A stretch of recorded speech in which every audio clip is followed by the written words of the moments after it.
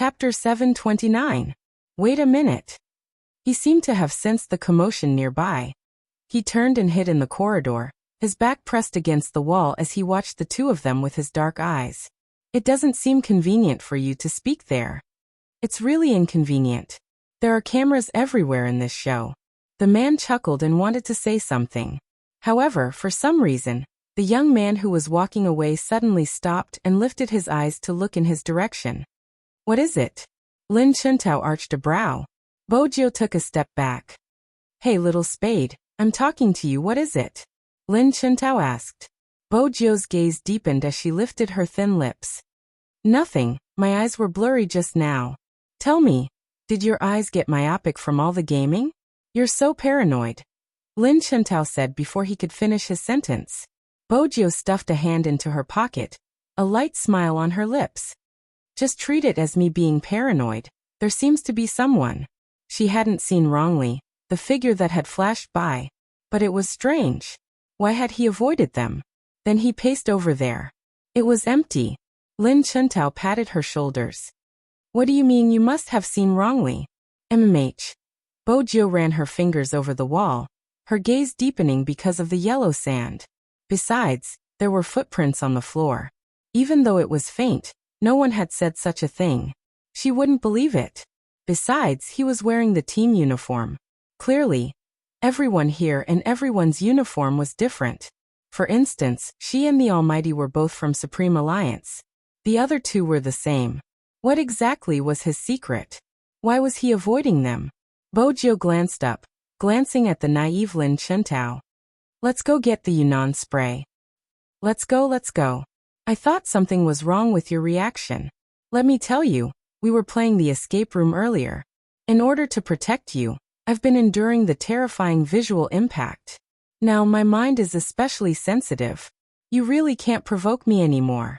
Be careful that I don't faint in front of you. Lin Chuntao said shamelessly. Bojo arched a brow. Then I have to thank you for your protection.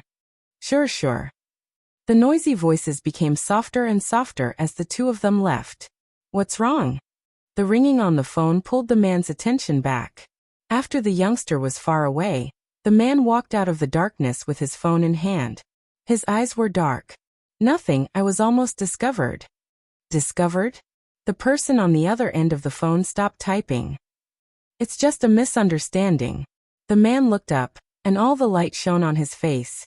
The gentle outline of his chiseled facial features. Every smile carrying a sense of leisure. Who else could it be other than the recently returned Rao Rong? Be careful, especially when facing Qin Mo, don't be careless. Rao Rong lifted the corners of his lips. I'm no longer who I used to be. Of course I know how to deal with it. That's good. You can go now. It's time for us to make a comeback. He pressed the spacebar. A faint Z shape appeared in the man's eyes. Rao Rong lowered his lids. It seems like you have thought of a way to deal with Qin Mo. But who exactly spoiled our plans during the maiden's sacrifice? She actually didn't take action just because of your hypnosis and incitement online. I'm still investigating. His fingers paused. Rao Rong arched a brow. Honestly, I thought you were the one who started the live stream to let everyone see how much the world needs to be destroyed. I never expected it to be you. Regardless of who it was, the person who spoiled our maiden's sacrifice won't be able to escape. Do you think I won't be able to find that person with my abilities? Rao Rong chuckled lightly. I didn't mean it that way. I still believe in your hacking skills. Alright, the banquet is about to start. It's time for the person at the top of the pyramid to have a taste of being stepped on. Besides, there's something we can use against Qin Mo. What is it? Rao Rong leaned against the wall, his lips still curved.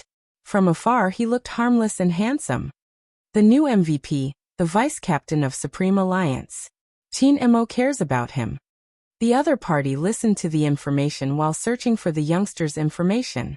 With a laugh he said, Fujio, an eldest son chased out by his family, a useless person who doesn't know anything other than gaming. Why do you think Qin Mo cares about such a person? You will have to ask Qin Mo about that. Rao Rong's gaze was as dark as the night. I'm just telling you that this person holds a special place in Qin Mo's heart. Perhaps it's because of his gaming skills. The voice on the other end turned cold. If that's the case, it seems like we really have to meet him. Let's see what's so worthy of Qin Mo's efforts. There's a camera in front, I'm hanging up. Rao Rong watched as the person ran towards him, keeping his phone calmly, stuffing a hand into his pocket. The storyboard director finally slowed down when she saw him, heaving a sigh of relief. Almighty Rao, I finally found you. I thought I lost you. Where exactly did you go? I've been searching the entire floor. I was hungry, so I came out to find something to eat. I never expected the hotel to be so huge. You should know I have a poor sense of direction. Rao Rong chuckled lightly. Where's Lin Chentao? Didn't you say you were going to form a team? The storyboard director's attention was instantly diverted. That's right. Where's Almighty Lin? Where did he run off to? Rao Rong didn't tell her where they had disappeared to. In fact, there were times when he didn't want to face a certain someone. Especially after his return. The hotel hadn't provided any medication. But there were fans outside. He needed someone to divert their attention. Almighty Lin, do you want to prove how handsome you are? Bojio asked with a smile as she watched the scene outside. Lin Chentao was smart. I said, don't even think about throwing me out. I'm afraid the fans will faint from happiness. I'm not going out. Do you see that floor-to-ceiling window? Sit there and play a game. I'll help you count the number of people who took your photo and make a record. How's that? When Bojio wanted to convince someone, she had to cater to their interests. Lin Chentao wavered. Bojio continued. The main point is to tell Almighty Fatty that he isn't the most handsome person in the esports industry. You are. Do you really think so? Lin Chentao's eyes lit up.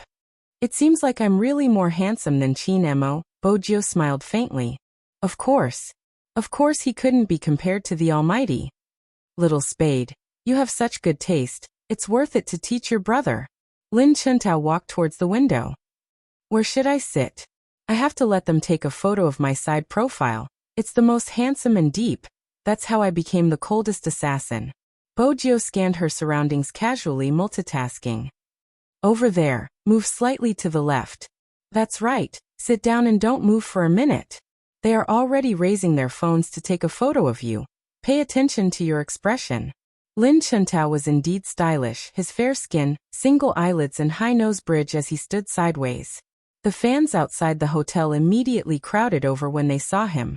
The youngster made use of this opening to take a step back, removing the receptionist's cap and placing it on his head. Bojio's movements were swift. But it wasn't just fast. More importantly, every move she made was when the attention of others was elsewhere. His movements were as smooth as flowing water, extremely handsome. When she walked out of the hotel, she seemed to have transformed into a completely different person. Just like a magician, she walked towards the east. Lin Chentao was still nagging. Little Spade, say something. How's my pose? Would it be more handsome if I lowered my head or F***ck, where is he? Lin Chentao glanced left and right, but there wasn't any trace of the youngster. In reality, Bojio hadn't gone anywhere. She had hailed a cab to buy some pepper spray from the pharmacy before rushing back. She made good use of her time.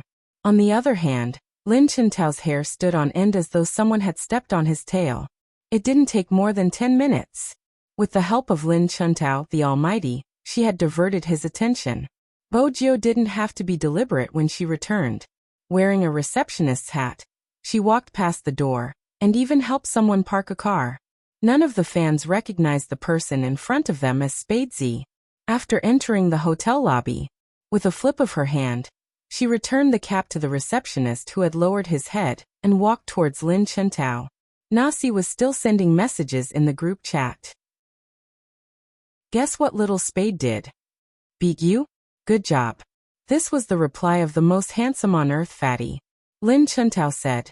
Shut up, he left me alone to face a group of fans. I'm worried that they will rush into the hotel and pounce on me. Since it's so difficult to stay here, you can leave. Lin Chentao replied. No, I want to enjoy the feeling of being the center of attention for a while longer. The most handsome Fatty in the world. Shameless. If you are so capable, tell me your coordinates. I will experience it with you. He's downstairs. Hurry up and come down. Lin Chuntao raised his head and saw the young man smiling at him. The fans outside the floor-to-ceiling windows shrieked when they saw Bojio. Lin Chuntao was about to retort when he noticed the Yunnan Baiyao spray in the youngster's hands. Where did you get this? Of course it's for sale. In order not to let the Almighty know she had been out, Bojio tidied her clothes. Lin Chuntao pointed at the fans outside before pointing at the youngster's face, his mouth agape. You can go out like this? You don't understand the skills of a bookworm. Bojio confirmed her appearance before arching a brow. Back to the room? Lin Chuntao lowered his head. I have an appointment with Sampang, I can't miss it. He wasn't going to admit that he was reluctant to part with the current situation. Bojio glanced out the window before breaking into a smile. I'll head up myself, have fun. Don't go, my captain might be coming down in a while. Let's play together and familiarize ourselves with each other's moves. You haven't played against him before. Do you remember the previous match? Lin Chuntao was clearly different from his usual self. You were injured that day, but little Spade, if Captain was around, we would have won even if you weren't injured. The outcome would always be the same. Bojio paused, her voice calm. You seem to have forgotten that our captain wasn't around that match. Lin Chuntao fell silent, his mouth agape and dumbfounded. Bojio glanced at him. How much do you know about your captain? In the entire esports world, who doesn't know that my captain loves me the most? Bojio didn't have to listen to the rest of the sentence since it wasn't going to be useful information. Just as she was about to leave, she heard his cool voice. I've been waiting for him to come back and now he's finally here. Bojio glanced back, into the pair of bright eyes. Little Spade, I'll show you my true ability in the National League. Bojio chuckled. I'll be waiting. F*CK, I'll be the one waiting. Don't forget, Supreme Alliance still has to revive. Bojio heard the commotion behind her, waving her hands with her back facing him. With his tall and slender figure, even Lin Chuntao felt that it wasn't without reason that so many people liked him. This was an era where looks were important. That's right. But there were doubts. Bojio wasn't prepared to say it out loud. There were two types of people she didn't want to interact with. One was the Almighty, who was filled with righteousness and wouldn't be affected by evil. Even if there was a black fog around him, it wouldn't touch him. The other type was Lin Chuntao. Even his eyes were burning with hot blood. Just like the members of Supreme Alliance. That was how they should be. Shining in the esports arena. Even if one day, their age and skills couldn't keep up and they became one of the masses. There were also people who couldn't help but recall their youth that had been burned by fire the moment they saw them. Bojio glanced down at the spray in her hands. After the National League, once it was over, she would give the Almighty an answer. Because she hadn't had such a past, she wanted to have it. Even though she knew deep down that she didn't deserve such innocence after falling into darkness, she still couldn't control herself. She still remembered when she was young. She hugged her favorite little keyboard, watching her mother's grave, the pastor singing. Everything seemed to be very peaceful.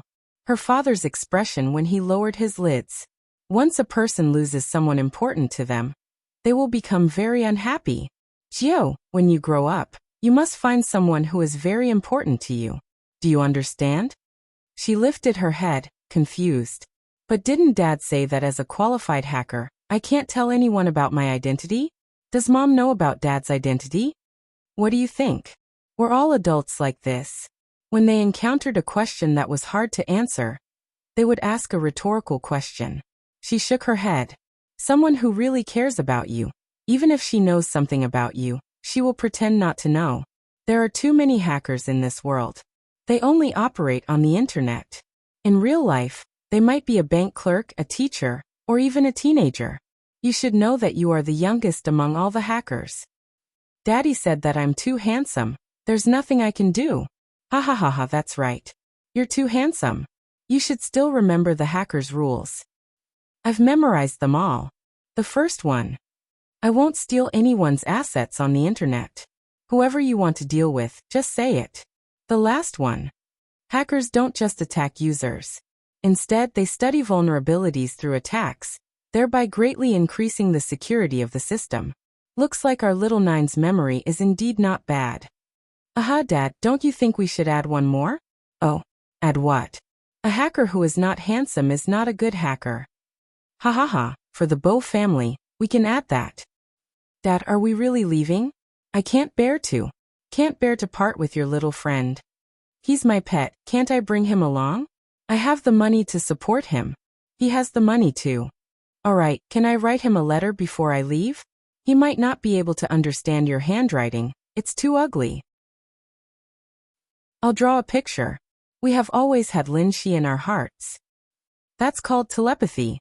You really should learn Chinese. Do you remember what I told you? You aren't just the heir of the Bo family. All hackers have to abide by the rules. If anyone doesn't follow the rules, you will be the one to clean them up. If anyone tries to harm a hacker, you have to stand up immediately. Jiu, you can have important people but not friends. You have to remember, you are the young master of the hacker world. Bo Jiu retracted her memory. She was already in front of the door. The storyboard director was standing outside. Big Spade, you're finally back. Even though she was standing in the corridor, she could feel the cold air in the room.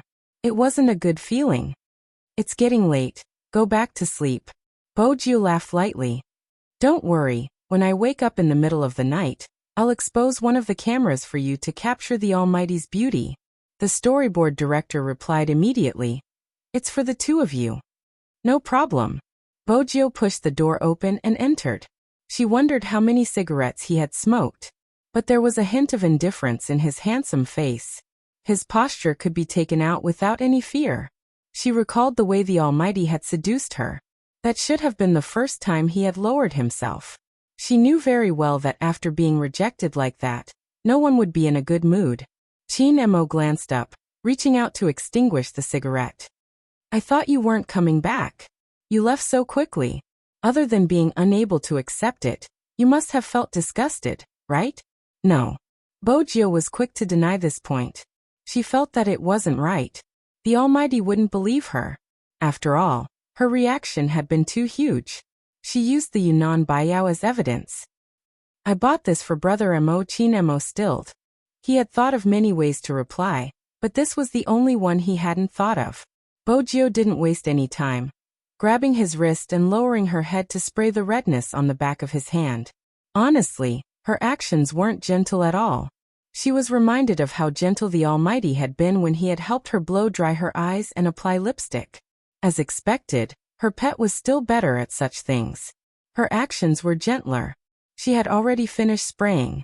Bo Jiu seemed to recall something, leaning over suavely to blow on the back of his hand. Really, there wasn't a single bit of order. She didn't even know how to take care of others. Qin Mo watched the youngster's actions, feeling a sense of familiarity. It seemed like a long time ago, when he had been because of this thought, a great pain attacked his brain, and even his temples hurt unbearably. That pain. Qin Mo pressed down on his head. Bo Jiu wasn't sure what had gone wrong. She had never seen Qin Mo in this state before. His usually pale lips were frighteningly pale, much less his actions. Brother Mo.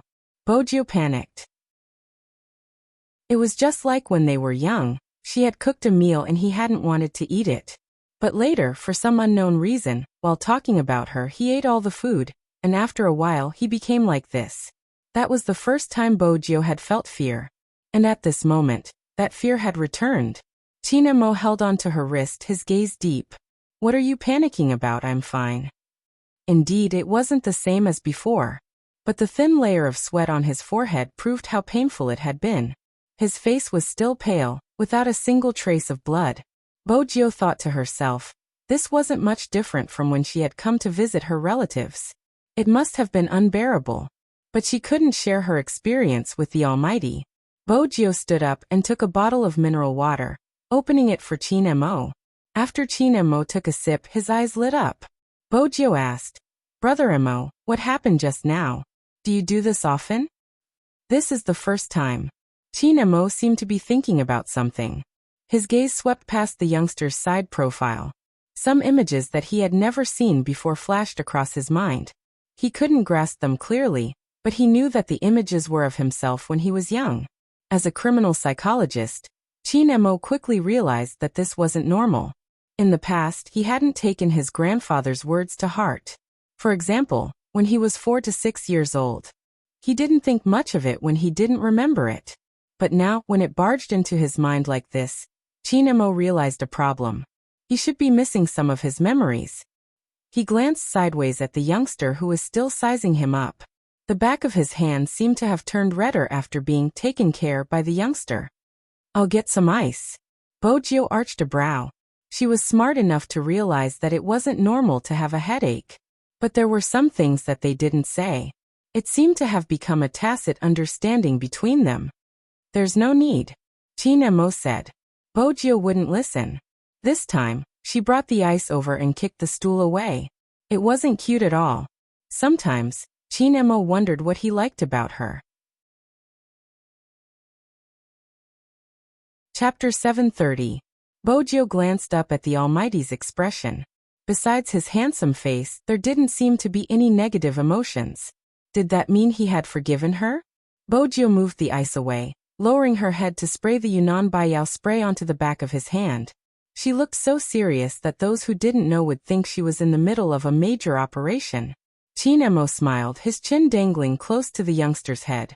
He lowered his lids, his pale lips touching the furry vortex.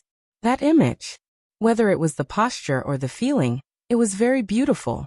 If it wasn't for the fact that the internal camera was covered, the chief director would have lost his cool when he saw this scene from the front of the camera.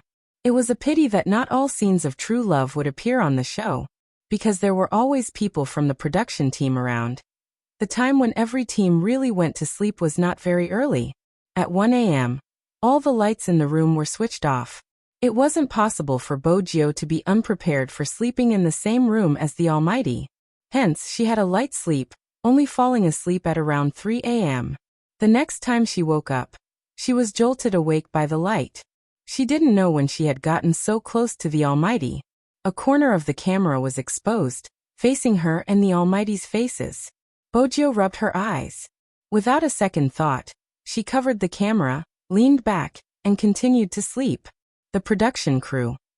Didn't they agree to expose a camera for them to capture the Almighty's beauty? That's good enough. The storyboard director consoled her colleague. Cut that scene and put it into the main film. It will definitely make the handsome fans bleed. The little assistant coughed. That little bit of broth isn't going to be enough. What else can we do? The storyboard director reminded them. Have you forgotten about the guest guessing and the secret room challenge? Be careful that Almighty Chin and Big Spade don't expose the suspense in front of the entire nation. With that, the production crew thought about the day's events, leaving silently. Should we call them later? They have to wake up at 6 a.m. to continue filming. I heard that Almighty Chin doesn't like to be disturbed. Who told you that? Big Uncle is at the Chin group. I just told him that Almighty Chin is coming to our show. He's such a reliable person that he almost jumped up. He even specifically told me that Almighty Chin doesn't like to chat, and doesn't like to have other people around during breaks. He told me to take it easy even if I'm doing a show. Don't worry, Big Spade is here. Wake him up and get him to call Almighty Chin. It feels like Big Spade saved the entire crew. Everyone looked at each other in dismay. 6 in the morning. The sun had not fully shone in yet. Because of the phone's vibration, the youngster stretched out her fair arm. Her eyes were still closed, and her voice was lazy and nasally. Who is it? One word. The little assistant's heart skipped a beat. It's the production crew. It's time for the mission. It's time to wake up. Also, I'll leave the responsibility of waking the Almighty up to you. Big Spade, please, please. The voice on the other end of the phone caused Bojio to open her eyes. She glanced sideways at the person on her right. The thin rays of sunlight shone in, shining on the handsome and elegant face. His mixed blood features were clearly visible. His collarbone and arms were exposed outside the pure white blanket. Even his shoulders were perfect. This was the appearance of a puppy. It was better not to let anyone see it. Bojio lifted the blanket, her fair feet stepping onto the wooden floor. She was still holding the phone in her hand. Okay. Then she placed the phone in her pocket. It wasn't safe to take a shower at this time. She still had to change her clothes. She quickly changed in the bathroom. Bojo glanced at Chin Emo on the bed. In the end, she still found him too handsome. Just as she was about to go closer, she heard his low and deep voice. It had the magnetism of a person who had just woken up. "Why are you so close to me?" Bojo paused. Why did he wake up at this time? Even if she wanted to do something naughty, she couldn't. Chin Emo watched the youngster's slightly depressed face. He lifted the blanket and stood up. He was wearing black trousers and a pair of straight legs. His upper body wasn't wearing any clothes. The oppressive aura was stronger than usual. Bojo took a step back. Chin Emo didn't say anything, but his next action confused her. He pulled her into the bathroom. Then the Almighty released her hand and unzipped his zipper. Bojo's eyes widened.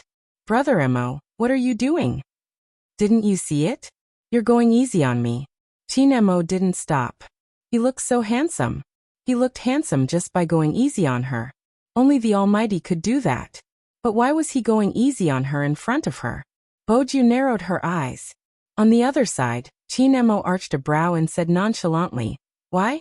Didn't you say that good friends would go easy on each other the first time we met?" Bojo laughed. "Brother Emo, you have a good memory. I'm better than the wall-climbing student." Chin Emo pulled his zipper up, looking handsome. He glanced over, his voice calm. "It's your turn." Any other girl would have blushed at the Almighty's actions. "I can't pee. I came to the toilet just now." Chin Emo glanced at the youngster, brushing past her, his voice slow. "Don't worry. I won't touch you before you get used to it." Get used to it? Bojo wondered how she could get used to it. Chin Emo seemed to have read her mind. "I'll bring you along when I pee so you can watch a few more times. That way, your hands won't tremble the next time." Bojo. When it came to such matters, Bojo wouldn't be able to take advantage of him. Besides, the Almighty had always been a man of his word. Perhaps he would bring her along every time he went to the toilet. Once again, Bojo felt that the variety show was a huge trap Feng Yi had dug for her.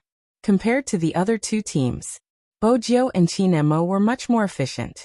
In the other room, Rao Rong watched the youngster lying on the bed, hugging a pillow. He suppressed his patience, lowering his voice. "Lin Chuntao, wake up." That guy acted as if he hadn't heard anything, and turned over to continue sleeping. Who was the one who jumped up and down last night, and said to wake him up early the next day? In the end, he had already woken up half an hour ago. He woke this guy up again. Rao Rong chuckled. The temperature was a little cold. He took a bottle of mineral water, and poured it towards the man's face, unafraid of the cameras. Lin Chuntao was startled by the cold and cursed out loud. When he realized who was standing in front of him, he wiped away the water on his face and smiled, revealing his white teeth. "Captain is really back. I wasn't dreaming. If I'm still here after sleeping for a day, then it must be real." After listening to that guy's unconscious words, Rao Rong's expression froze. But soon he turned his back and didn't let the camera capture his face again. Did this guy really want him to come back? Rao Rong glanced sideways, glancing at the guy who was still hugging the pillow and mumbling to himself. His gaze deepened. When the three teams gathered together, Zhao Sampang was still swaying back and forth. The crew knew it was too early to start the mission, but they had no choice as they were worried that more fans would appear and affect the filming. Hence, the earlier they started filming, the better. Fortunately, the duration of the show was almost up and the mission was full of explosive news. They just had to head to the last location, and the episode would come to a perfect end. "It's 8:10 now. We will reach our destination in an hour. Everyone take a break." At this time, the filming was targeted. After all, they had just woken up, so everyone's enthusiasm for filming was not very high. Ever since they had boarded the car, Bojo hadn't opened her eyes. Chin Emo sat beside the youngster. Both of them were competing in terms of sleeping skills. In the end, in the image of the camera, the two of them were leaning against each other. Their hair was of different colors, but they were equally handsome. Of course, the youngster's head was slightly lowered, but that didn't affect the storyboard director's excitement. Along the way, almost all the guests had fallen asleep. Weibo was the first to wake up. In other words, ever since they posted the news yesterday, the commotion on Weibo had not subsided. A lot of people went to the production team's official Weibo to leave a message, wanting to see the photos and whether they could sell them to him. Due to the huge popularity, coupled with the fact that there were a lot of illegitimate fans following him everywhere, the production team decided to make a last-minute decision. They told some fans through their official Weibo that the final filming location would be at Linqing University. They told them to be careful and not to act blindly. This way, at the very least, the information would be transparent, and no one would use this point to lie about revealing someone's whereabouts. After seeing the news sent by the program team, the fans really exploded on the spot. Lin City's fans in particular were extremely excited. Everything he did before had nothing to do with esports. That mission, on the other hand, could not be separated from esports, because the mission location was an internet cafe near the university town. He wanted them to walk around the internet cafe and see how many people would understand what esports was like. When it was nearing afternoon, the filming was finally completed. The area outside was filled with fans. After watching Bojio and the others leave, the storyboard director laughed, turning towards the cameraman at the side. Wait and see, after the broadcast, they will all be extremely popular, especially Spadesy. As though to verify their reaction when they first saw Spadesy, the youngsters' fans were increasing at a visible speed. Even the station had sent an urgent notice, asking them to complete the post-production overnight and broadcast it a week in advance. Those who knew how to advertise knew what it meant to warm up. But this time, there wasn't a need to warm up at all. There were explosions everywhere. In fact, even the storyboard director hadn't expected the video to be so interesting after it was completed. From the youngsters' diss of the production team to meeting up with the Almighty and a series of subsequent actions, the passers-by started to turn into fans. Even those who didn't understand esports started to ask who the silver-haired hunk in the program was. Spadesy's fans continued to increase. Even though it wasn't as many as Chin Mo's, it was slowly becoming the most popular. When the program was nearing its end, it left people yearning for more. Especially when the youngster had just woken up and rubbed his eyes, not forgetting to cover the camera. It was so adorable. Of course, that wasn't the main point. The main point was that the youngster had slept beside Almighty Chin. Countless fans took screenshots of that scene and used it as the background. It was so sweet. Especially when they were sleeping. The youngster's head was leaning against the Almighty's shoulder. Both of them had their eyes closed, their lashes long and handsome. A fan commented, "They are the best brothers in Supreme Alliance. When one of them isn't around, the other will definitely shoulder everything for him. Their faith is stronger than their relationship." He has an indifferent personality, and became an almighty at such a young age. Yet he is able to entrust his back to him. Even when they sleep together, they seem like two well-matched princes. That is Emojio. She read the comment. Countless people left comments and reposted it. The relationship between princes is the most enviable. My almighty slept with my second almighty, what should I do? Alright, he's so handsome, I can only give him my blessings. I hope they will never change, and will always be together. After this program, the CP fans were even more enthusiastic about searching for the pink photos of Almighty Chin and the youngster. The more they searched, the more they felt that even their gaze was full of gay love. Will I tell you that when I saw Almighty Chin suddenly lowering his head to complete the task with Big Spade through a piece of paper, I blushed? My mom was right next to me and asked me what was wrong. How should I tell her that the two people I like the most are finally together, and they are kissing each other so openly? I can't stop thinking about it. Let me be excited for a while. That scene caused a wave of excitement. The fans were also mischievous. I just want to ask Almighty Chin if he dares to kiss Big Spade without a piece of paper, and directly kiss him. Like the program crew, the perfect CP Almighty assists. Based on my understanding of Almighty Chin, no one can force him to do something he doesn't want to do. Could it be that he doesn't resist being close to Big Spade from the bottom of his heart? Not only does he not resist, he is also declaring his sovereignty the whole time. Am I the only one who feels this way? I think the same as the one above. Also, did you see my Big Spade? He is so obedient in front of Almighty Chin. Also, how is this child so strong? He pushed a whole cart of coconuts by himself while the Almighty walked beside him leisurely. Big Spade even looked happy and didn't feel like he was at a disadvantage. What a dumb son of a landlord. The main thing is that when Big Spade woke up, he looked at the Almighty and then at the camera. At the end he raised his hand. That expression of not knowing where he was so handsome and cute. He is even cuter when he is obediently beside Almighty Qin, like a little loyal dog.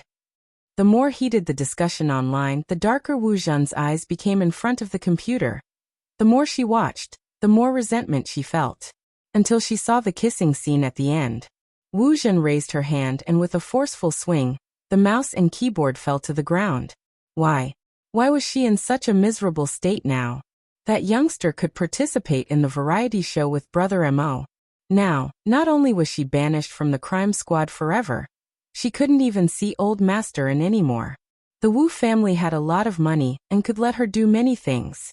She could even go overseas to develop her career.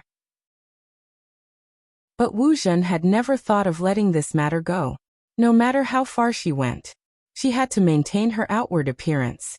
This had always been her creed. She took a deep breath and stood up as well. She called for the servants to come up and tidy up. "Miss, someone wants to see you." The Wu family's butler was much calmer than the servants. Even though there were so many broken things on the ground, he didn't have much of an expression. Wu Zhen glanced at him. "I won't be seeing anyone for a while." Everything was gone, she couldn't accept it at all. The person said she came from the Fu Corporation and wants to talk to you about Fujio alone. She believes that you will be very interested. Wu Zhen's eyes lit up when she heard that. "Let her in."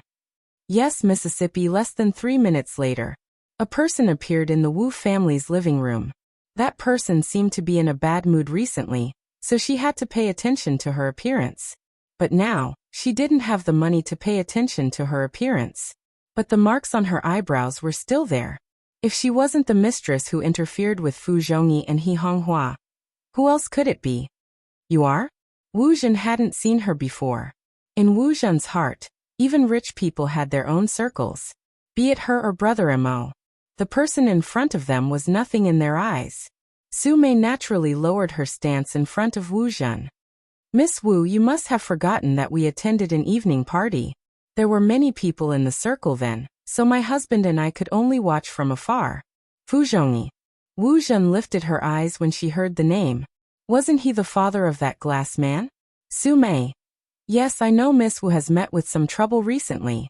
Because of the same person, I can't enter the company and my son's esports career is ruined because of him. Even if I go to hell, I will drag Fujio down with me. I believe Miss Wu feels the same." Wu Zhen arched a brow. "No one in this world has the ability to drag me down to hell. Of course, I'm just making an analogy." Su Mei was indeed someone who had been in the business world for a long time. She was very perceptive when it came to catching someone's attention. "But I have a piece of news that I got a private detective to investigate a long time ago. He said that Fujio's birth has a secret that He Honghua has been trying to cover up. As for what the secret is, I will need Miss Wu's help to find out. That's why I'm here today to see if Miss Wu is interested in helping me deal with that person who should have gone to hell a long time ago." "A secret at birth? What kind of secret do you think it is?" Wu Zhen was obviously interested in this suggestion. Su Mei didn't give in. "I will tell Miss Wu about this when we reach He Honghua's hometown. Don't worry, Miss Wu. I want that person to have a taste of falling into the abyss just like you. This secret is enough to ruin Fujio's reputation. He won't even be able to participate in esports competitions." "Okay." Wu Zhen's eyes were full of venom. She had to admit that Su Mei's words struck a chord in her heart. Moreover, she knew very well that the enemy of her enemy could become a partner. People like Su Mei were still too young to use her. Wait until she knew what the secret was. She would kick this middle-aged woman away. Did she really think that she could use the Wu family as she pleased? The sky was changing outside. The only thing that didn't change was the popularity on Weibo. There were less than 2 days left until the revival match. But the fans' minds weren't on this. It was so sweet that they didn't know what to do. That show was too popular. It was the first time that a variety show invited esports players as guests. So the audience wasn't just fans. There was also the Sakura Stream team that had settled down here and was preparing to participate in the National League. These people don't look too bad. Looks are just for show, the competition isn't about that. Is that so? But I remember that you lost to these people on the Japanese server. What? It's them? One of them was short, a baby-faced blonde. The moment he heard this, he immediately went onto the television, his face pressed against the screen. Which one? Which one beat me the last time? The one lying on the sofa was also a handsome man. But he wasn't the same as the one from China.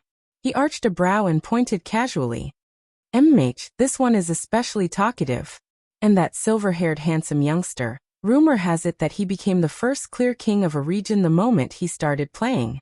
He even beat someone in Tokyo. It wasn't an injustice for you to lose to him. The baby-faced man glanced towards the screen, his finger pointing at Bojio's figure. Him. The baby-faced man pouted. Just because he's older than me. That was true. The baby-faced man was the youngest member of Sakura Stream team. He hadn't even graduated from junior high school and had become an official member. His ability wasn't just for show. His weakness was underestimating his opponent. Vice Captain, what do you think of this spade Z? Mei Nan, who was lying on the sofa, turned around and asked the man who looked like he would never wake up. He was yawning, holding a comic book in his hand as he sat on the wooden floor. His eyes were clear. What? It's useless to ask Vice Captain, when has he ever cared about the other team members? The baby-faced man wanted an answer in his heart, so he jumped over and pointed at the screen. Vice Captain, that one, the silver-haired one, what do you think of him? Hoshino glanced up, looking lazily at the direction he was pointing at. At this moment, the youngster on the screen happened to be in the secret room escape stage. Because of his extremely handsome skills, the scene that caused countless Spade Z fans to scream was reflected in Hoshino's eyes.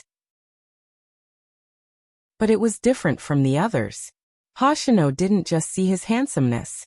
It was his brows, his light smile, the evil that could destroy everything between his lips. His movements were as smooth as flowing water, a gaze that couldn't be more familiar.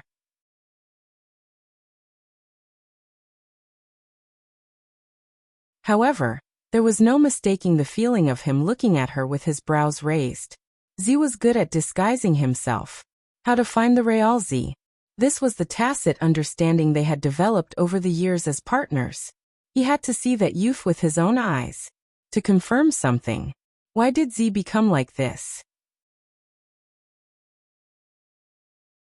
Chapter 732. The popularity of the show continued. There was a place where the television couldn't be seen. Han Susu was the trigger for the incident with the Han family. But the person who went in was her father.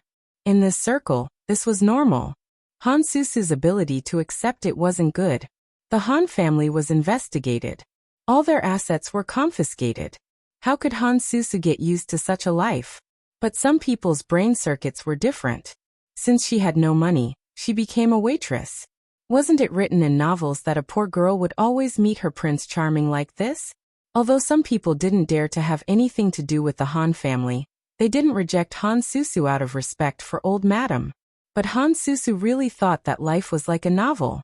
A waitress didn't know how to respect customers at all. She behaved like the young mistress of the Han family, arrogantly looking at everyone. Of course, she didn't think she was wrong. She felt that this was her pride. When she was in a bad mood, she would tell everyone she met how heartless her grandmother was. She didn't know that the reason she could stand here now was because of old Madam. The manager was really helpless against her. It wasn't easy to control her, giving him a huge headache. After all, Han Susu used to be famous. She came here to work so that she could meet those people again and get them to take her away. After all, with her beauty, she rushed upstairs with all her might. The manager stopped her. She felt that she was being reasonable. If you continue like this, leave. This was what the lobby manager could no longer hold back and blurted out. Han Susu's face turned pale. She pinched the edge of her skirt, thinking that she couldn't leave this place. Suddenly, a voice came from behind. It was low and had a unique indifference. All of you leave. Han Susu turned, her face filled with surprise. Brother Qin. She really didn't expect to see someone she knew again. She wanted to pounce on Qin Mo. Qin Mo stuffed one hand into his trouser pocket and took a step back. His thin lips curved up, but there wasn't a trace of warmth in his eyes. Inciting people to splash coke and taking the lead to question me online. When you did all these things, didn't you think that I would find you? Han Susu froze. I didn't. You do. Qin Mo took a step forward and lowered his voice. Why did you do all these things? Han Susu clenched her fists. That's because he's a disgusting gay.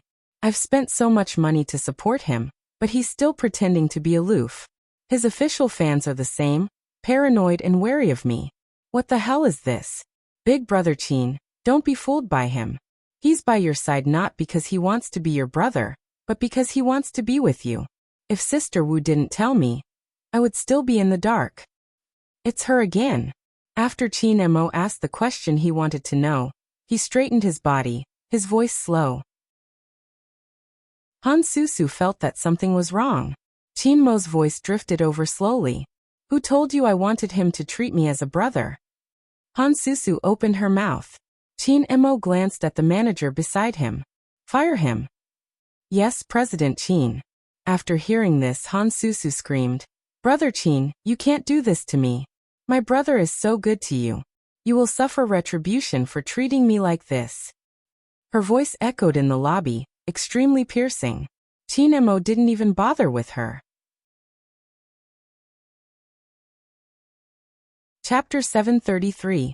Deputy Zhang, who was waiting outside, reached out to open the car door when he saw Qin Mo. The moment his young master alighted, he had asked him about the results of the investigation before rushing over to look for Qin Mo without taking a break.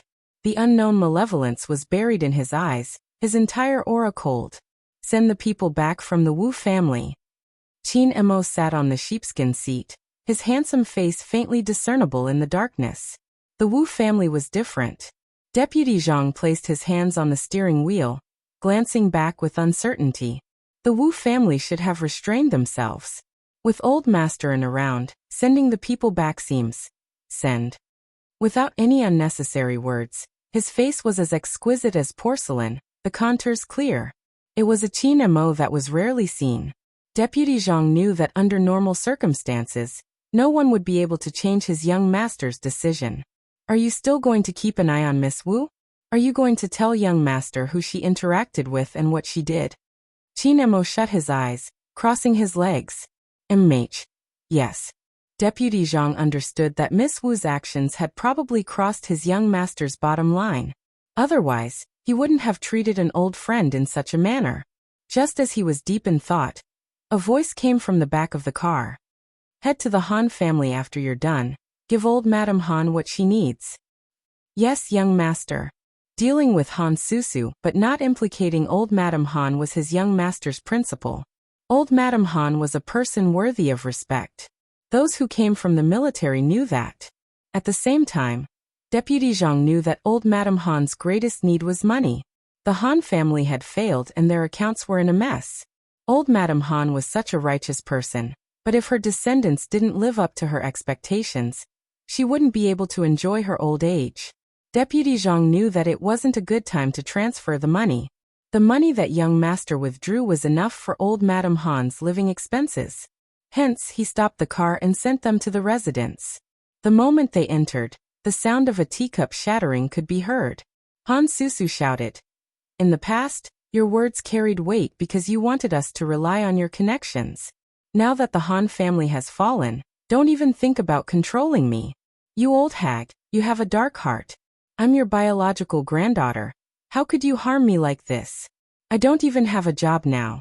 What's wrong with you going to the Qin family to say a word? Old Madame Han supported herself with a walking stick, but her old eyes weren't muddled. It was this gaze that made Han Susu feel disgusted. She looked like she was about to hit the old man. Adjutant Zhang twisted her wrist and pushed her away, looking at old Madame Han. Old Madame Han shook her head. I've let you see a joke. Please don't say that. Adjutant Zhang respected old Madame Han very much, so he behaved like a soldier, and was very polite. Old Mrs. Han shook her head again. Han Susu was afraid that the person beside Qin Mo would do the same thing to her, so she hurriedly hid to the side. Adjutant Zhang didn't care about her at all, taking out a thick envelope.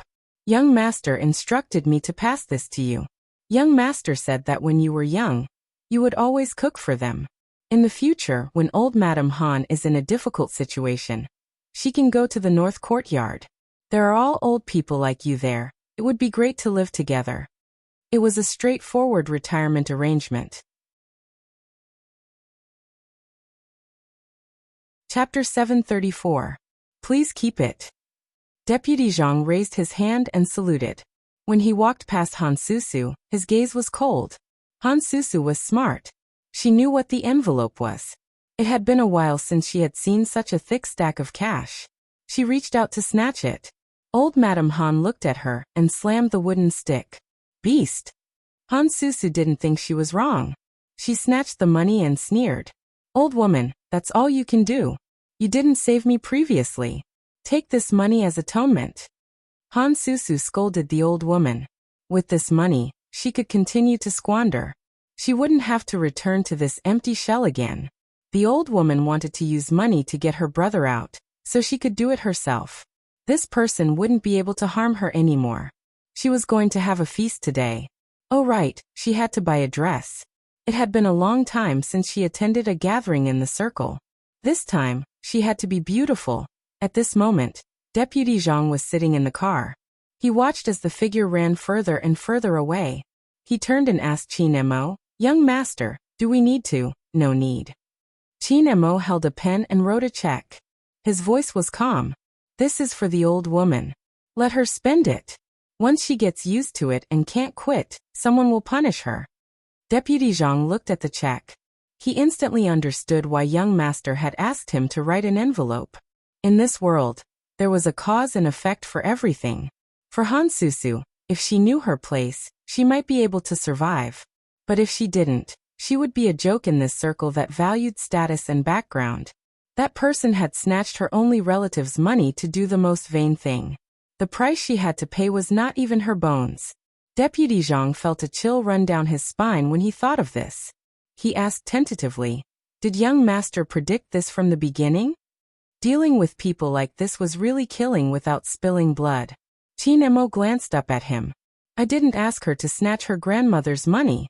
But you expected it." Deputy Zhang looked up. To the young master, it was easy for him to see through a person's mentality. Moreover, it wasn't difficult for him to analyze a person's actions based on their mentality. This was also the reason why the Wuxia organization was afraid of him. It had been a long time since the young master had dealt with someone like this. This made Deputy Zhang think that the young master only knew how to play games apart from business matters. In fact, apart from him, no one knew how powerful the young master was. However, after that incident, he never touched any more cases. No one knew what had caused the young master to lose some of his childhood memories. Perhaps only the young master himself knew the truth behind this. Other than young master, there was also Director Huang, who had been in charge of the case with young master. The boss and madam had asked Director Huang about it.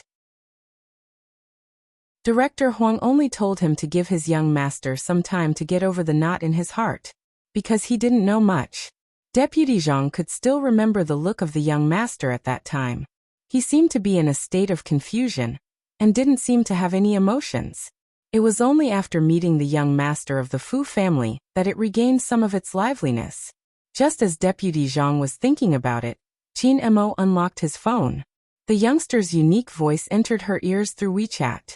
"Brother Mo, I'm at your house now." After sending the message, Bojiu glanced up, smiling at Madame Zhang, who had brought the tea over. "Thank you, Madame Zhang." Madame Zhang found the girl in front of her rather familiar, but she couldn't recall where she had seen her. Chapter 735. Madame Zhang didn't dare to keep looking at her since there weren't many people who knew where the Qin family's main house was and could enter. Besides, she was here to look for young master. Madame Zhang was still in disbelief. She turned and glanced at the person drinking tea on the sofa. Coincidentally, Bojiu caught her gaze. She arched a brow and smiled faintly. "Madame Zhang, what's wrong?" "No, nothing." Madame Zhang was in a daze. If only Madame was here, she would be able to analyze the situation. But she was the only one in the house. Ah, right, there was a cat. Princess, who had been walking elegantly beside the sofa the entire afternoon, was now bristling as though an unruly person had barged into his territory. But Madame Zhang found it strange that Princess didn't pounce over to give her a scratch. Even when Miss Wu came in the past, the princess would scratch her head. Why was it that when it came to his daughter, she had a different reaction? Why was there a different reaction? But Princess knew. This vixen's aura was clearly that of someone who threatened to cut his tail. Meow. This was a disguise to rebel. Meow. Princess meowed happily. Bojo rested her chin on her hand and looked at him lazily. She was holding a cat toy in her hand. At this moment, Princess hated his instincts.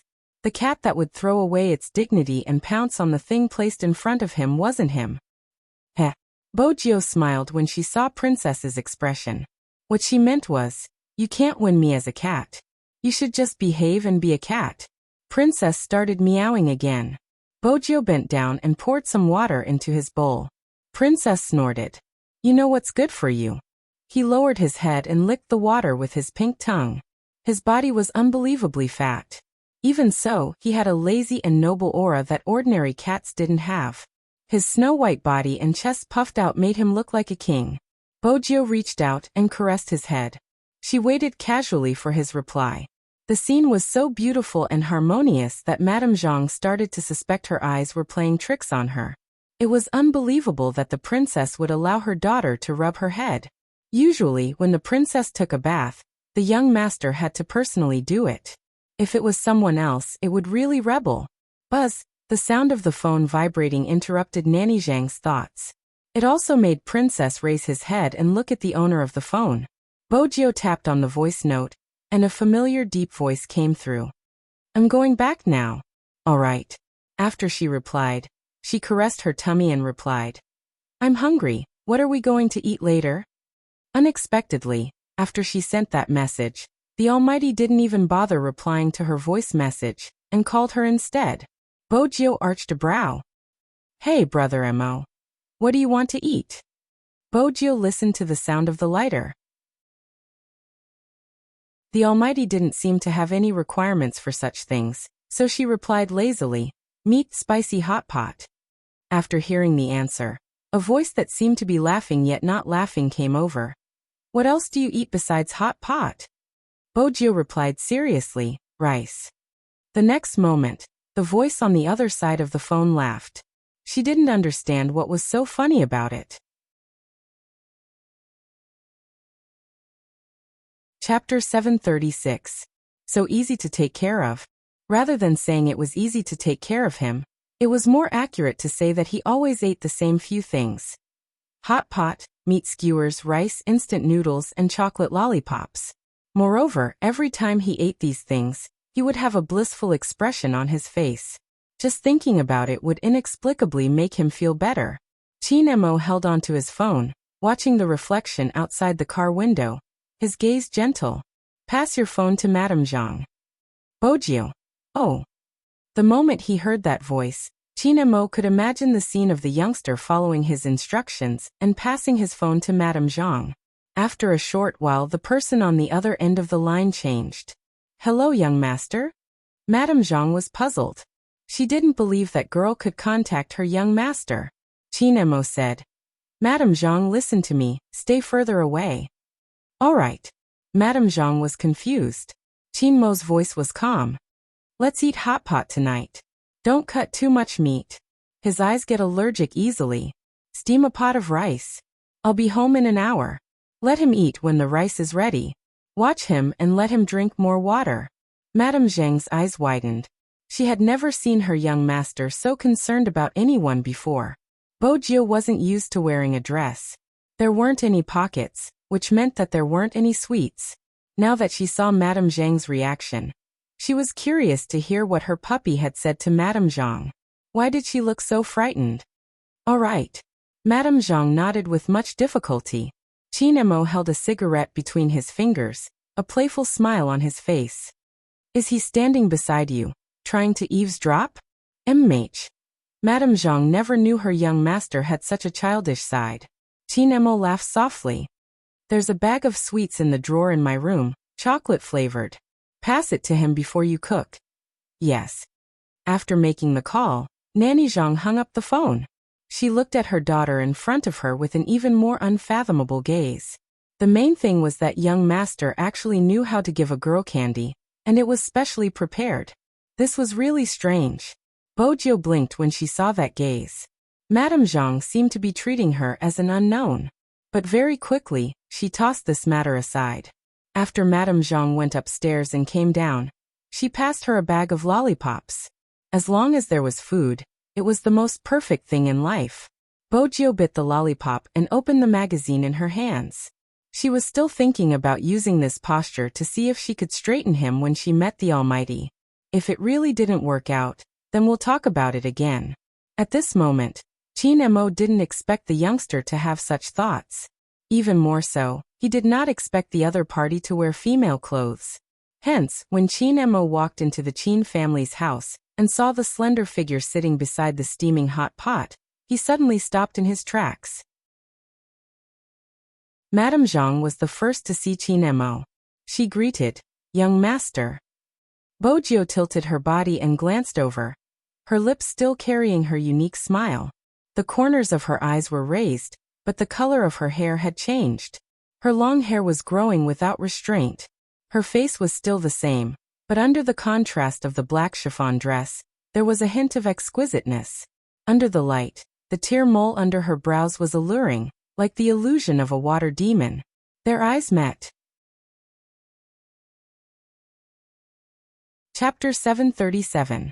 In the next second, before Madame Zhang could react, her young master had already grabbed her daughter's wrist, heading towards the second floor. This. Madame Zhang covered her mouth, her expression changing. Bojiu arched a brow, but before she could speak, she was pressed against the door. Qin Emo lowered his lids, his gaze inching closer, his breath carrying the slight coldness from outside.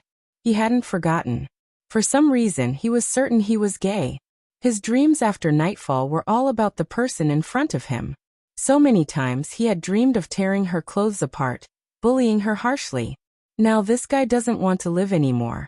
After his confession, she still had the guts to cross-dress in front of him. Qin Emo tightened his grip. Bojiu didn't try to break free. Instead, she stared into Qin Mo's eyes, her lips lifting. "Brother Emo, looking at me now, don't you think a girl is better?" His boiling blood was instantly extinguished after hearing this sentence. Qin Emo watched the person in front of him, his voice cold. "Is this the reason for cross-dressing? You want to tell me a girl is better?" Bojiu was good at reading people's expressions. She knew the Almighty was angry, and was thinking about how to express her desire to straighten him out. Qin Mo's gaze turned colder and colder, like the deep sea, without any warmth. Even his nobility couldn't suppress that unique indifference. "I like men, and I will only like men forever. Does my liking make you feel so uneasy? So uneasy that you are using cross-dressing to change my mind? It seems like you really can't accept me, but I won't give up on my feelings for you. Keep your thoughts to yourself. Don't make me angry." Bojiu opened her mouth. Before she could say anything, a familiar coldness came from the side of her lips. It was a cold kiss. It was cold from head to toe, just like Qin Mo's heart. Bojiu had always wanted to straighten him out, but she had forgotten that a person's sexual orientation couldn't be changed. Even if she didn't want the Almighty to be gay. But she understood now. She didn't want to, but the truth was the truth. In a trance, those thin lips moved to her ears and threatened. "Jiu, you don't seem to understand your brother too well. Once I set my eyes on something, I will never let it go." With that, Qin Emo retracted his hand and stood there with his back straight. For some reason, his voice was deep and cold. "Change into your clothes before coming down." Bojiu stood in the same spot, watching as the figure disappeared by the door. She wondered if she should keep her distance. The Almighty's attitude explained everything. He didn't like her as a girl. Unfortunately, she was a woman herself. That was good too. Bojiu glanced up at the night sky. She and the Almighty didn't belong to the same world. Her identity as the young master of the Fu family would last for another month. Before she leaves, she will confess everything. Similarly, he had to forget about his life here. Bojio reached out and wore the black t-shirt. There was a dagger at the side of her waist. She lowered her eyes and laughed. This was the reason why she couldn't be the real Fujio. She was Bojio. The Bojio who was born in darkness and would return to it. She would always have a knife on her body, just like how she would never give up on being a hacker. Just based on this point alone, she and the Almighty would only be opponents, not friends, and definitely not anything else.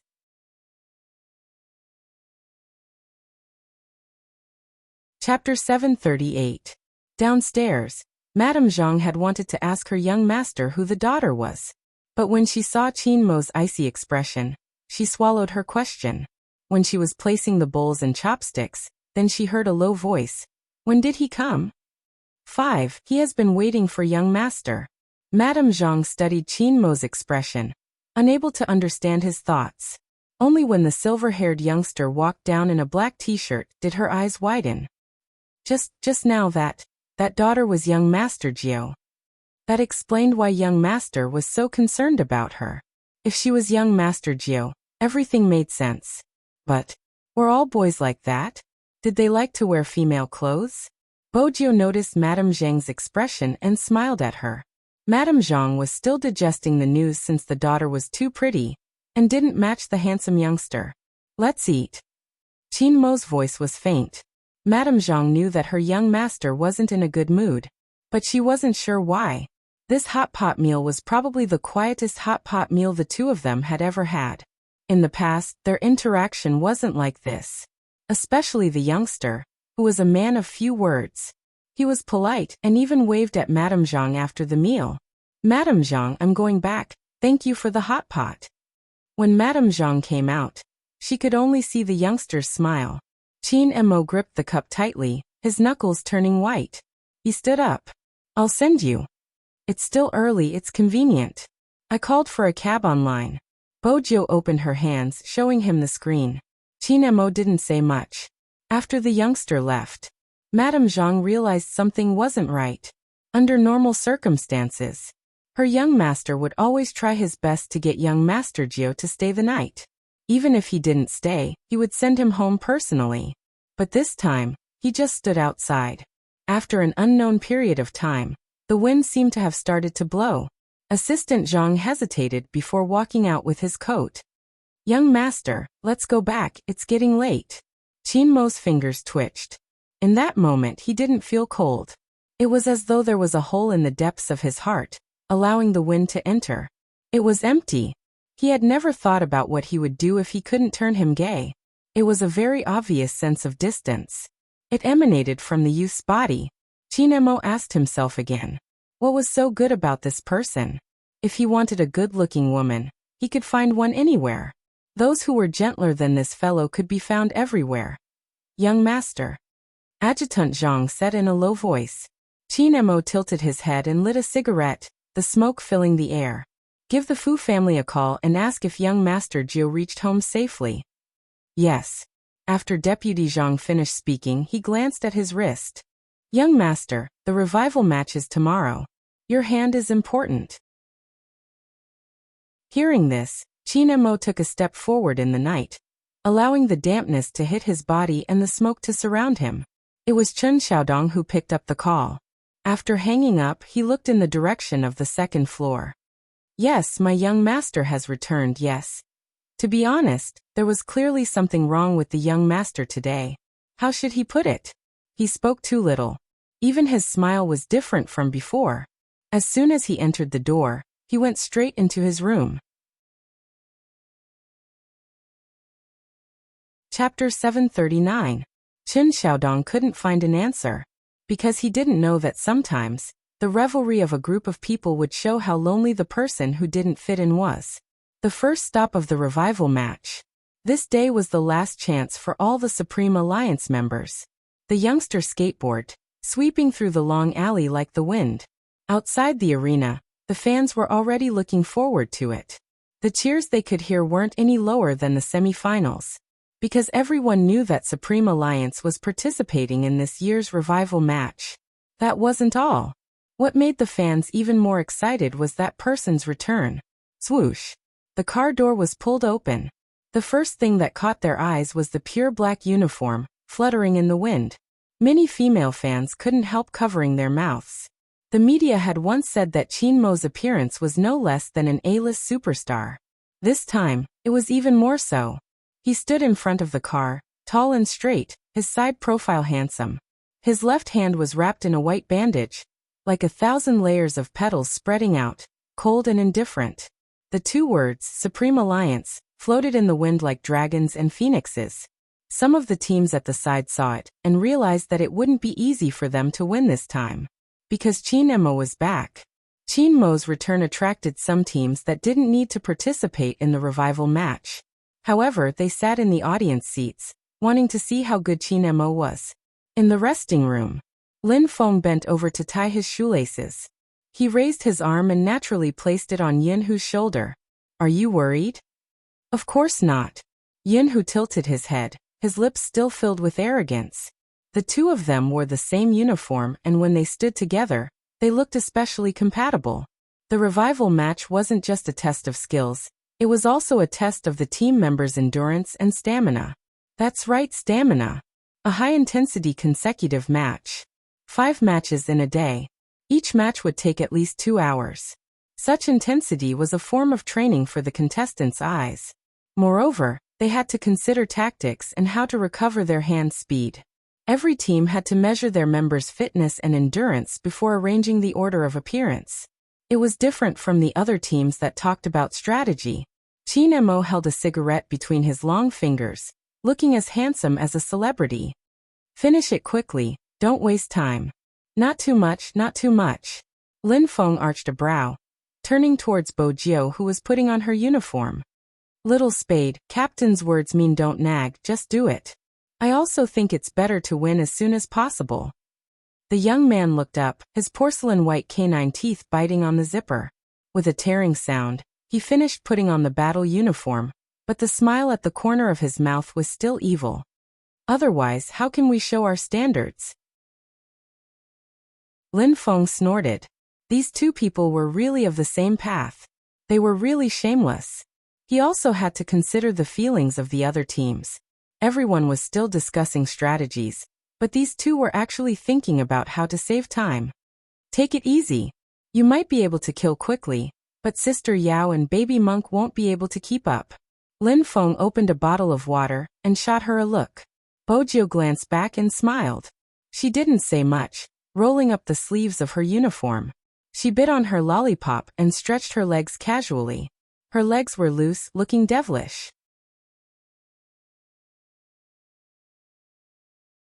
Chapter 740. Qin Mo's gaze was calm. The voice that came out of his thin lips was graceful but deafening. Let's go. With that, everyone stood up. Everyone stood up. Their postures and appearances were all different, but because they were all wearing the same uniform, they gave off a fiery aura. The lights shone down. The cameras were aimed at one spot. When they walked out, he felt as if something had collapsed at this moment. Even from the camera, it could be seen that the audience's eyes were overflowing with light when they saw these people. Supreme Alliance will definitely win. It was a cry of support that came from the bottom of their hearts. They didn't want them to stop here. They wanted to keep winning.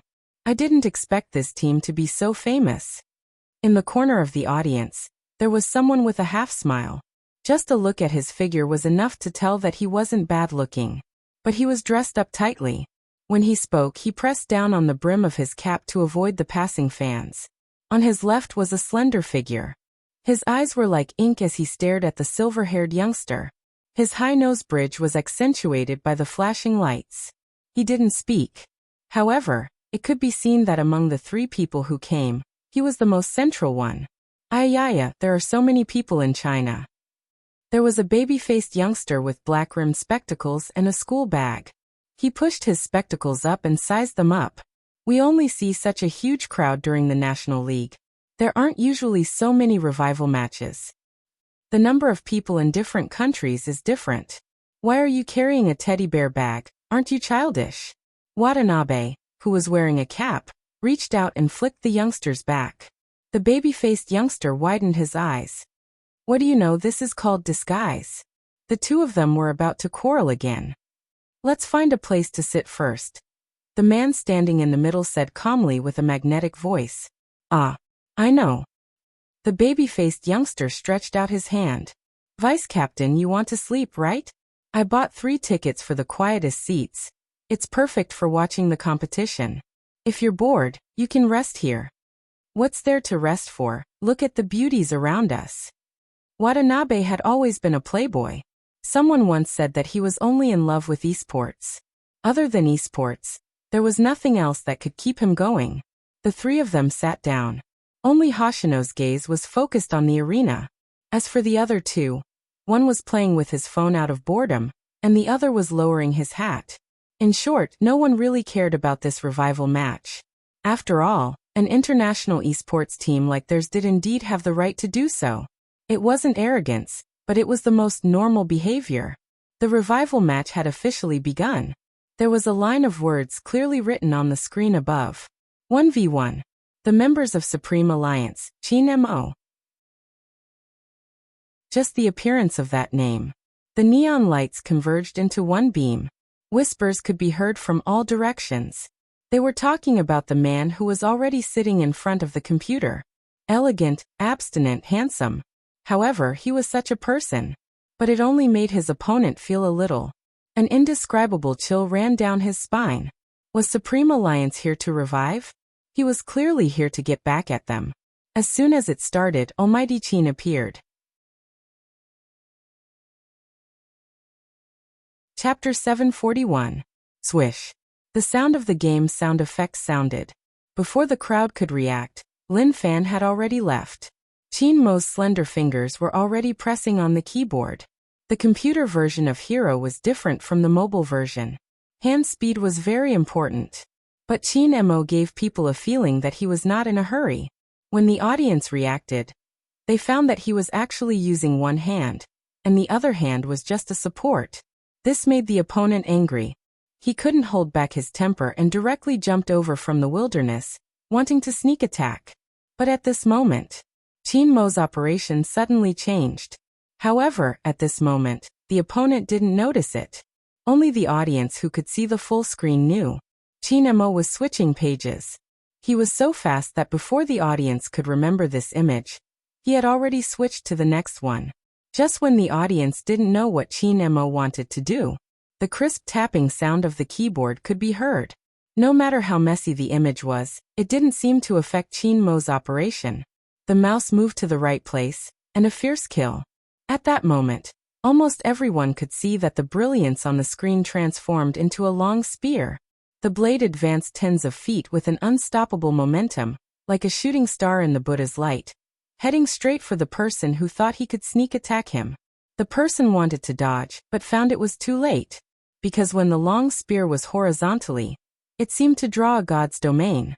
His movement became slow, and he turned back, wanting to stab the opponent. Not to mention his hand speed, he couldn't even distinguish the image in front of him. The screen was full of brilliance. Oh, the first drop of blood. He was dead. And the person sitting opposite him. His black hair was covered by the headphones, his side profile was handsome, and his facial features were mixed. His operation didn't slow down at all. Not only fast, but also very stable. Less than a second after his death, even the defense tower was attacked by the opponent. The empty arena was silent. No one moved, only their mouths were open. They were even replaying the changes of Chin Mo's fingers when he attacked in their minds, but found it was too fast to form. Commentator. At this moment, Chin Mo spoke. Even the commentator needed his reminder. Cough, Almighty Chin's move. The commentator hadn't finished his words. He was swallowed by a burst of cheers. The audience no longer needed commentary. They just wanted to watch the replay. How could Almighty Chin feel so good when he kills? He even pushed down a tower. He killed his way through. In just a few minutes, the competition would be over. In fact, it didn't take much. Bojio supported her chin lazily. Her long and narrow eyes lifted when she saw Chin Mo's operation. Her smile was captured by the cameras and the crowd screamed again. The Chinese fans are so passionate. I'm so envious. The baby-faced man looked at this scene, and his tone was filled with yearning. Hoshino's eyes were fixed on the screen in the middle of the screen. The youth's face flashed by, and that expression that he was most familiar with. Other than Z, he couldn't find another person like him. However, what kind of disguise could make someone look several years younger? Supreme Alliance's captain is not bad. Watanabe's attitude was a little sloppy before, but now that he looked at the slow-motion screen, his eyes narrowed. Not bad.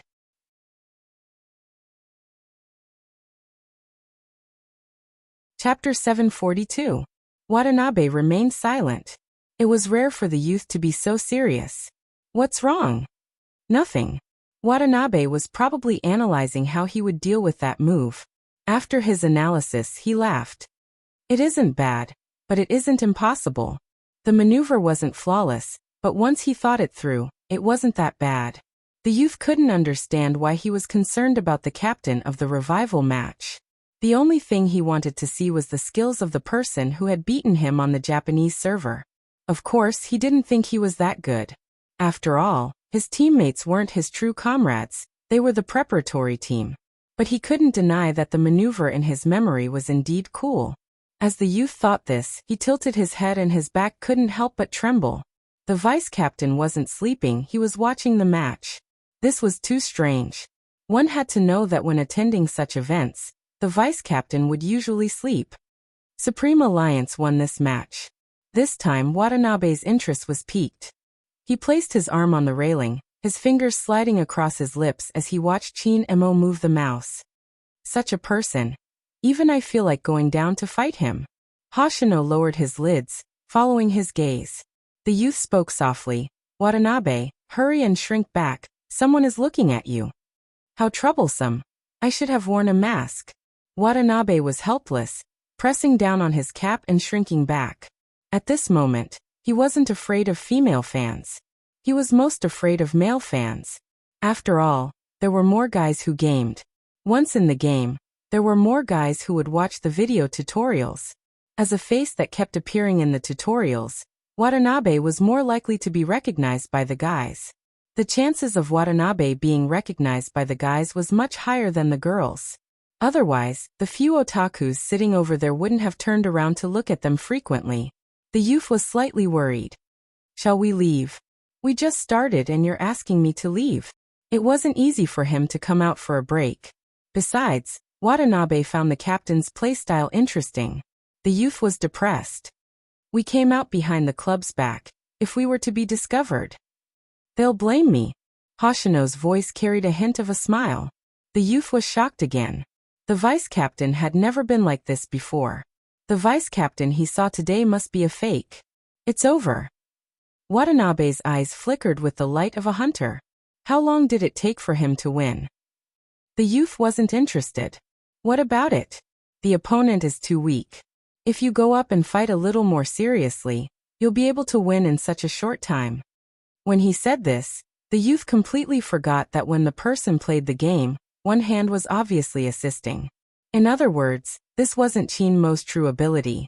After the match, the person on the other team took off his headphones and was very dejected. He thought about it and said, Almighty Chin, can you give it your all in the next match? Chin Mo paused. All right. Just one word. He had to admit that he hadn't used his full strength just now. Actually, Almighty Chin, at this time, you can be a little more sophisticated, like praising me. He admitted it so straightforwardly, but his fans are watching from the side. Chin Mo glanced at him. You are good at sneak attacks, just be careful not to get killed. That person.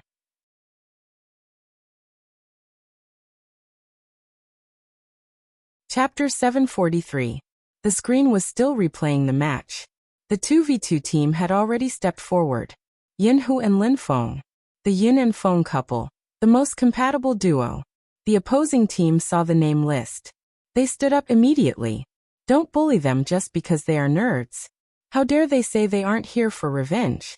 From the 1v1 to the 2v2, they were using their strongest lineup. What exactly were they trying to do? Actually, Supreme Alliance wasn't planning on doing anything. They were just considering the competition rules. The revival match was different from the National League, because it was a round robin. Hence, if they won the 1v1 and 2v2, they wouldn't have to fight the 5v5. This would reduce the pressure on the team members and save time. In the end, there was only one sentence: don't talk, just do it. The opposing team hated their bad luck for being matched against Supreme Alliance at the start of the revival match. Their captain was an old member of the circle. Before the competition started, he sent a message to the Alliance's group chat. Zi Xiaopao. Supreme Alliance, don't you dare to go easy on us. That was what Zi Xiaopao meant. Even if they couldn't beat Supreme Alliance in the competition, they had to win in a verbal battle. Zhao Samping liked to join in the fun. The battle is starting. Old Zi, I bet no one from Supreme Alliance will reply to your message. Lin Chintao replied directly. 200. 300. The lazy voice of a goddess replied. Boju lifted her lips. She sent a video over and typed a few words. Godzi, you're being too polite. We've always been giving in. There's no need to talk about whether we dare or not. Zi Xiaopao. Zhao Sampang. F*ck little spade, how can you be so heartless? 100 Almighty Fatty, I'm fine with either a red packet or a bank transfer. This time it was a voice message. Zhao Samping was defeated and could only give away his money. This had always been a joy in the Alliance's group chat. Zi Xiaopao. Honestly, how strong is Qin Mo? He didn't even use his full strength today. That will have to wait until he meets me. Zhao Samping let out a long sigh. I understand. He's always looking forward to having an opponent like me. After all, we're mortal enemies. He can't beat me in terms of looks alone. Zi Zhanpao grabbed his hair. He must be crazy to come to the Alliance chat. But to be able to fight against such a strong Supreme Alliance. In fact, he was very happy. It was also a good opportunity to let those people under him know that there was always someone better than you out there. Unsurprisingly, they lost the 2v2. Everyone in the team was a little crestfallen. Zi Zhanpao patted one of the members' shoulders. If we can't do it this year, let's try again next year. Hearing this, the team members' eyes lit up. Yes. He was not afraid of losing. He was afraid that he would be blamed if he lost. However, in a good team, there was no such thing as complaining. Supreme Alliance won this round quickly. It was almost like this kind of aura. He won all 3 matches in a row. One could imagine how excited the fans were. It would have been a happy thing. But there was just one thing that seemed to be wrong. Lin Feng glanced over, watching as the youngster lowered her head to play with her phone. On the other side was their captain, who was drinking water. However, neither of them seemed to have taken the initiative to speak to the other, right? Was it an illusion? What was wrong with them?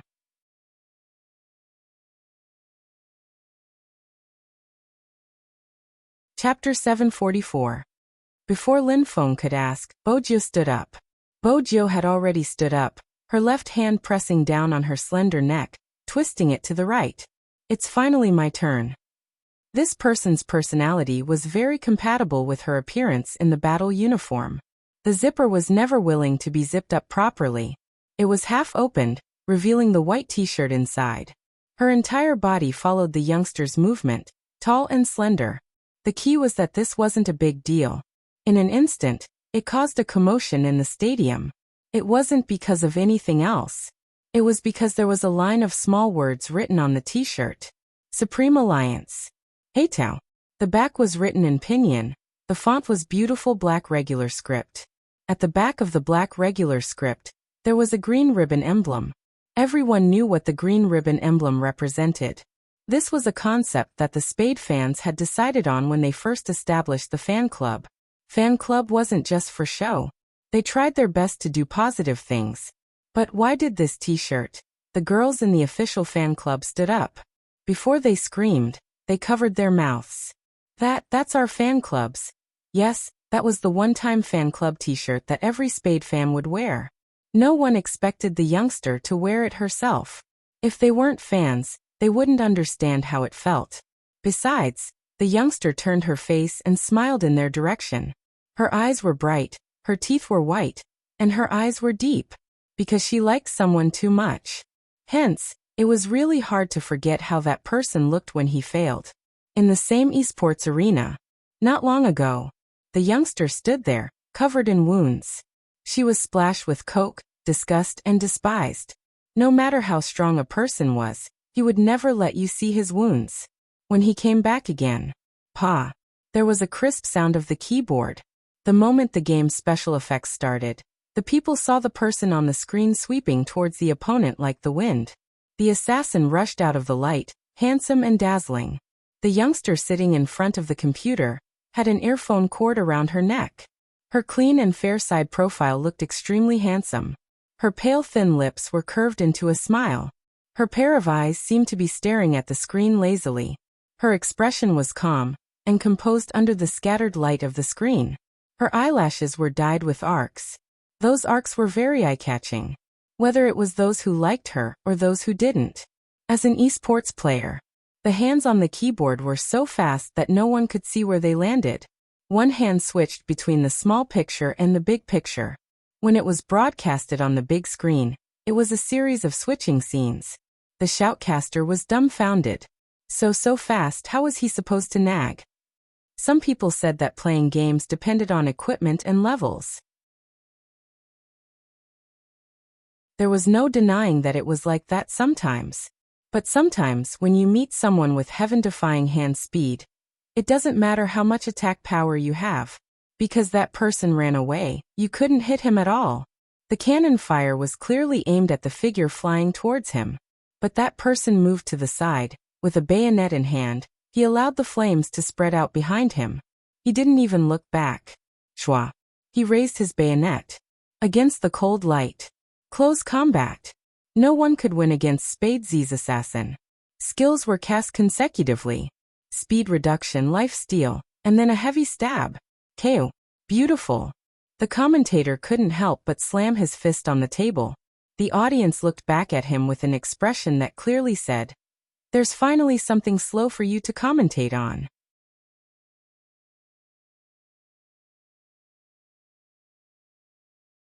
Chapter 745. The baby-faced youth in the audience stood up uncontrollably. Even Watanabe's gaze deepened. Then he broke into a smile, turning towards the person beside him. No wonder Vice Captain is so concerned about Spade Z, so that's the reason. That move just now should be at an international level. Supreme Alliance is indeed a hidden talent. Initially, he had only come to take a breather. But now Watanabe felt the need to conduct a detailed technical analysis of Supreme Alliance. Is that him? The youth was still talking to himself. It was obvious that he was shocked by her actions. However, no one here felt it as deeply as Hoshino. The person sitting beside him wouldn't be able to tell that when he glanced at the youngster's hands, Hoshino had tightened his grip on the keyboard. He hung his head low, and his black hair fell on his face, forming a shadow. The corners of his mouth were curling up, until it rose to the warmest and most brilliant angle. There was no mistaking it. Only Z could do that kind of hand speed and penetration. Hoshino looked up again. No one could understand the sparks dancing in his eyes. As the word victory was used, the young man sitting in front of the computer took off the headphones on his head. His messy hair did not make him look out of place. Instead, it made him look handsome. However, no one knew why the youth paused. Bojo paused. That was because she always felt that someone was watching her. From this angle, he could see a dense crowd of spectators. Could it be an illusion? Captain, even if Little Spade's love for you is too obvious, you should hold it in. He's still young, right? Just treat it as another Chin fan. Your fans love you as their husband. Little Spade is just the closest to you. You should let him have it first and he listens to you. It's weird that you guys don't talk to each other. It would have been better if Lin Feng hadn't mentioned this. At the mention of this matter, Qin Mo, who was holding a bottle of mineral water, tilted his head and glanced at him. His gaze was extremely cold. He listens to me? The voice that came out from his thin lips was also cold, but there was another layer of indescribable coldness. It would be great if he really listened to me. When Qin Mo turned his head to light his cigarette, Lin Feng could see the corner of his lips. It seemed like he was smiling, but it seemed more like he was pressing down. But no one saw it clearly because when Qin Emo smoked, his gaze became much colder. Lin Feng thought to himself, little spade. This is all I can help you with. You still have to rely on yourself for the rest. Unexpectedly, when the young man came back, he sat there and asked for a bottle of water. He didn't say anything. He only glanced over at them for a moment. Lin Feng shook his head, leaning over to say, Little spade, you aren't yourself today. In the past, when Captain pulled you in public, you didn't resist. Also, when I told you that Captain kissed a girl, you weren't like this either. You must think back to that time and think back to now. Find a balance in your heart. Persevere and chase after him with all your might. Sometimes Captain isn't so hard-hearted.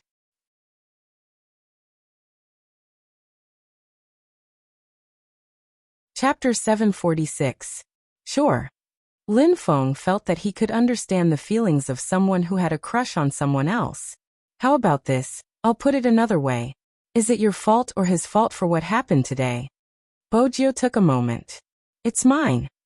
Wearing female clothing had the opposite effect. Lin Feng looked as though he had seen a ghost. What did you do to Captain again?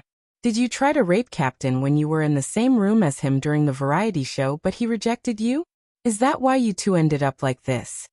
Every word from Lin Feng seemed to strike at the memories she didn't want to recall. Just like that night on the variety show. She didn't want to think about it. The moment she thought about it, her mind was filled with the Almighty's breathing. She remembered how the Almighty had held her hand and moved her lower body. That burning gaze and panting breath. It seemed to burn her ears even now, especially when the Almighty had said, It's hard to not be tempted when you see me like this. He had taken the initiative to pull open his black uniform. When his white shirt was half open, his abs could be faintly seen.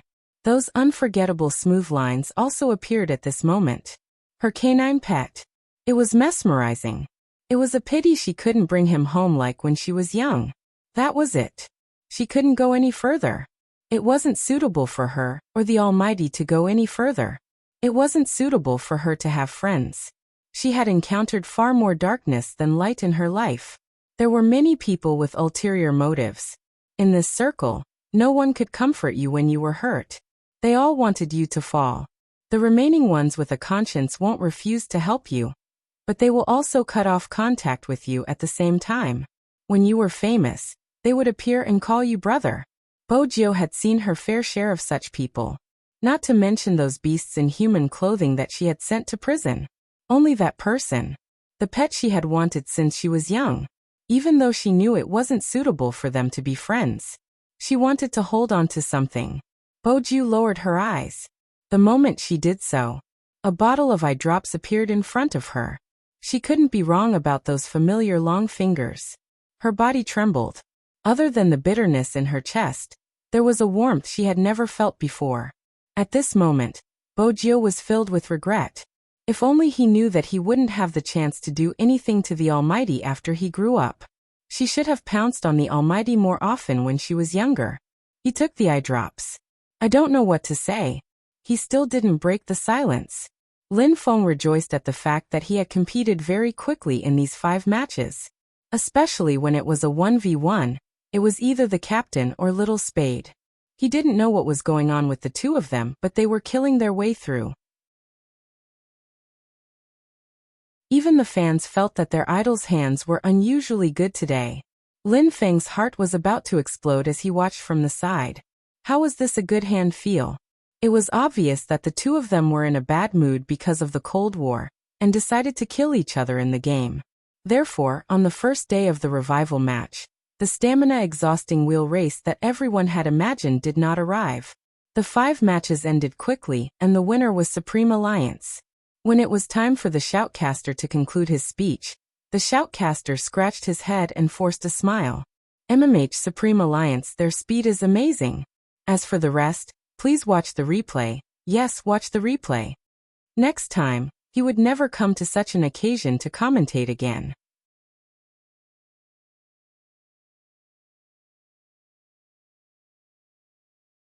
Chapter 747. Of course, there was a replay. But no one had expected it. even with Spade Z's presence.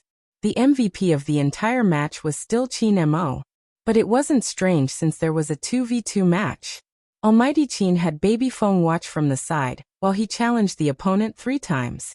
Actually, Baby Feng didn't want to watch, but he couldn't keep up with his captain's speed, so he pushed the tower over. In the end, he took down the city. This way, Qin Mo's kill count was higher than Spade Z's. Of course, that wasn't the only way to evaluate the MVP. There were other contributions. The audience noticed it too. Even though the kill count was the same, the two of them were different in other aspects. When Almighty Qin was killing, he had pushed down 1 or 2 defense towers. His output was different. Looking at the string of numbers, even for the players of the pro teams, the only thought that flashed through their minds was admiration. But there was one person who wasn't. He was sitting among the audience, but unlike when he was on a variety show, he wasn't wearing his uniform this time. Instead, he wore a pair of gold-rimmed spectacles and a black mask. The esports industry is really different now, huh? He laughed softly. His words were overheard by the person sitting beside him. Why? Still nostalgic? Even though he was here to watch esports, he was holding on to a book that only a criminal psychologist would read. His long black hair brushed past his fingernails that were dyed red. The light blocked his face, making it hard to see his features. Rao Rong pushed his spectacles up, the lenses reflecting the light. How could that be? You don't know why I'm back, it's all for revenge. Of course I know, but I'm not interested in such a competition. He closed the book. Why does he like to play such a game that doesn't match his identity? He should have come out earlier to play, don't you think? Rao Rong tilted his head. According to his personality, he should have forgotten about you long ago. No, you don't understand him as well as I do, or rather, no one understands him as well as I do. He cupped his face with both hands, his eyes smiling, but it made one feel uncomfortable. There was a sweet aura around him. Rao Rong didn't say anything else. Because there was a point. He couldn't say it out loud, but he had to admit it. When he saw Qin Mo controlling the character to lower his stance and sweep, his bloodline stirred. However, it was only for a moment before it disappeared. Esports. His blood was boiling. He was just an existence that would abandon his teammates once they were no longer useful to him. Rao Rong looked at his hands, the light blurring his expression. According to convention, one of the winning team's captain or vice-captain had to be interviewed. It was impossible for Almighty Qin to accept an interview. The media went straight for Bojio, the long-legged youngster. The host led Bojio to a quieter place. On the other side, the members of the battle team began to officially leave the stage. But at this moment, on the leftmost side of the audience, one of the male fans suddenly shouted in excitement, "Watanabe, great God?" Watanabe, who was about to leave with his hat on, cursed in his heart. Their first reaction was to look at their vice-captain.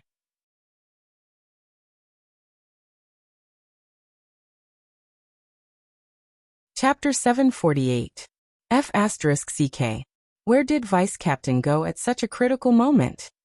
The youth was also stunned. He quickly glanced over, gesturing for Watanabe to head towards the left exit. This was also why he had chosen to sit here. It was the closest to the exit, which was the best guarantee for them. Although the youth was also a member of the Japanese, he wasn't as recognizable as Watanabe and Hoshino. He raised the popcorn in his hand, blocking his fans. Watanabe took the opportunity to press his cap down, and dashed over. He had used the fastest moves in his life to hide from his fans.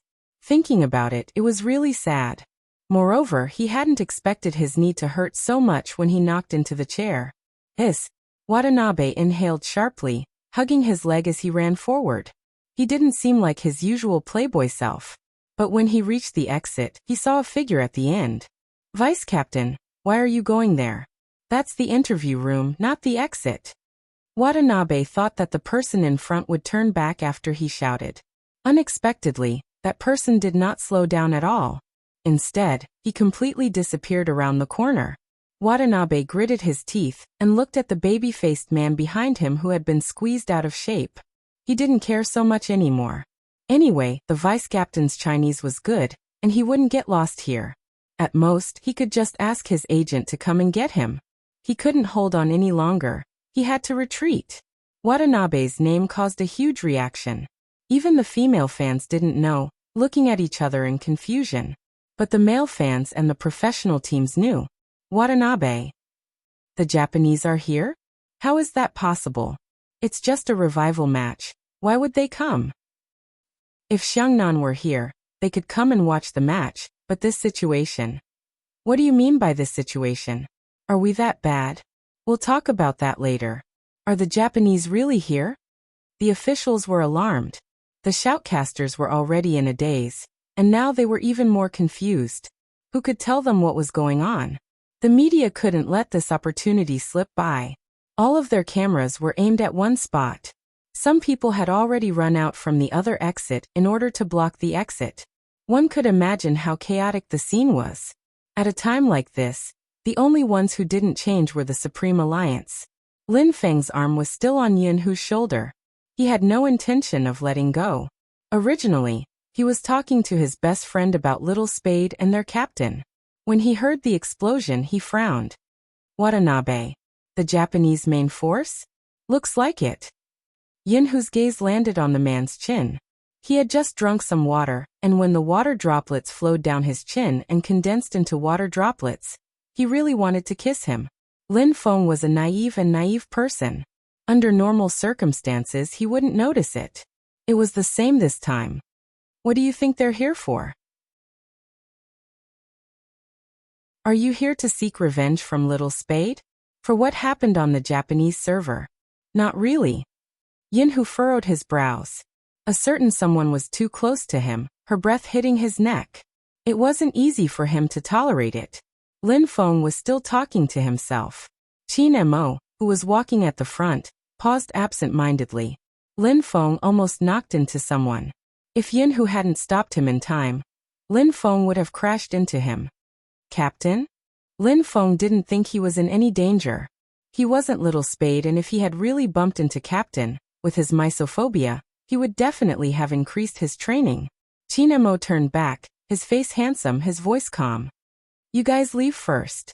Lin Feng watched as his captain turned around and walked to the other side of the venue after saying that. What was going on? In the audience, Rao Rong tilted his head and asked the person beside him, "Is it time for us to leave?" That person smiled and stood up. When he blended into the noisy crowd, his eyes were dark. In the entire venue, the quietest place was the interview room at the end of the safety tunnel. The MC was passionate, but it was a pity that the interview was only a few words long. It was a pity that he couldn't chat with the youngster for much longer. Bo Jiu ended the interview. That's basically it. Thank you, Big Spade, for accepting our interview. Just like all the fans, I'm looking forward to your performance in the National League. The MC kept the microphone. Bo Jiu chuckled, stuffing one hand into her pocket while the other was putting on her white earpiece. Both the MC and the cameraman froze on the spot. They looked towards the entrance, their eyes widening in disbelief. It wasn't because of him. It was because of the figure walking over from the other side. Since she was an MC in the esports industry, she had a strong understanding of the almighties in the game. She had applied for 5 interviews with the person in front of her, but the only answer she had gotten was sorry. Now that she had finally seen him in person, her emotions were unimaginable. Hoshino, international esports player. The most valuable player of the year. The top player in the world. He had the speed of a gentle knife. These were all words used to describe him. But when she saw him in person, that was when the MC realized why people didn't compliment his skills while praising his looks.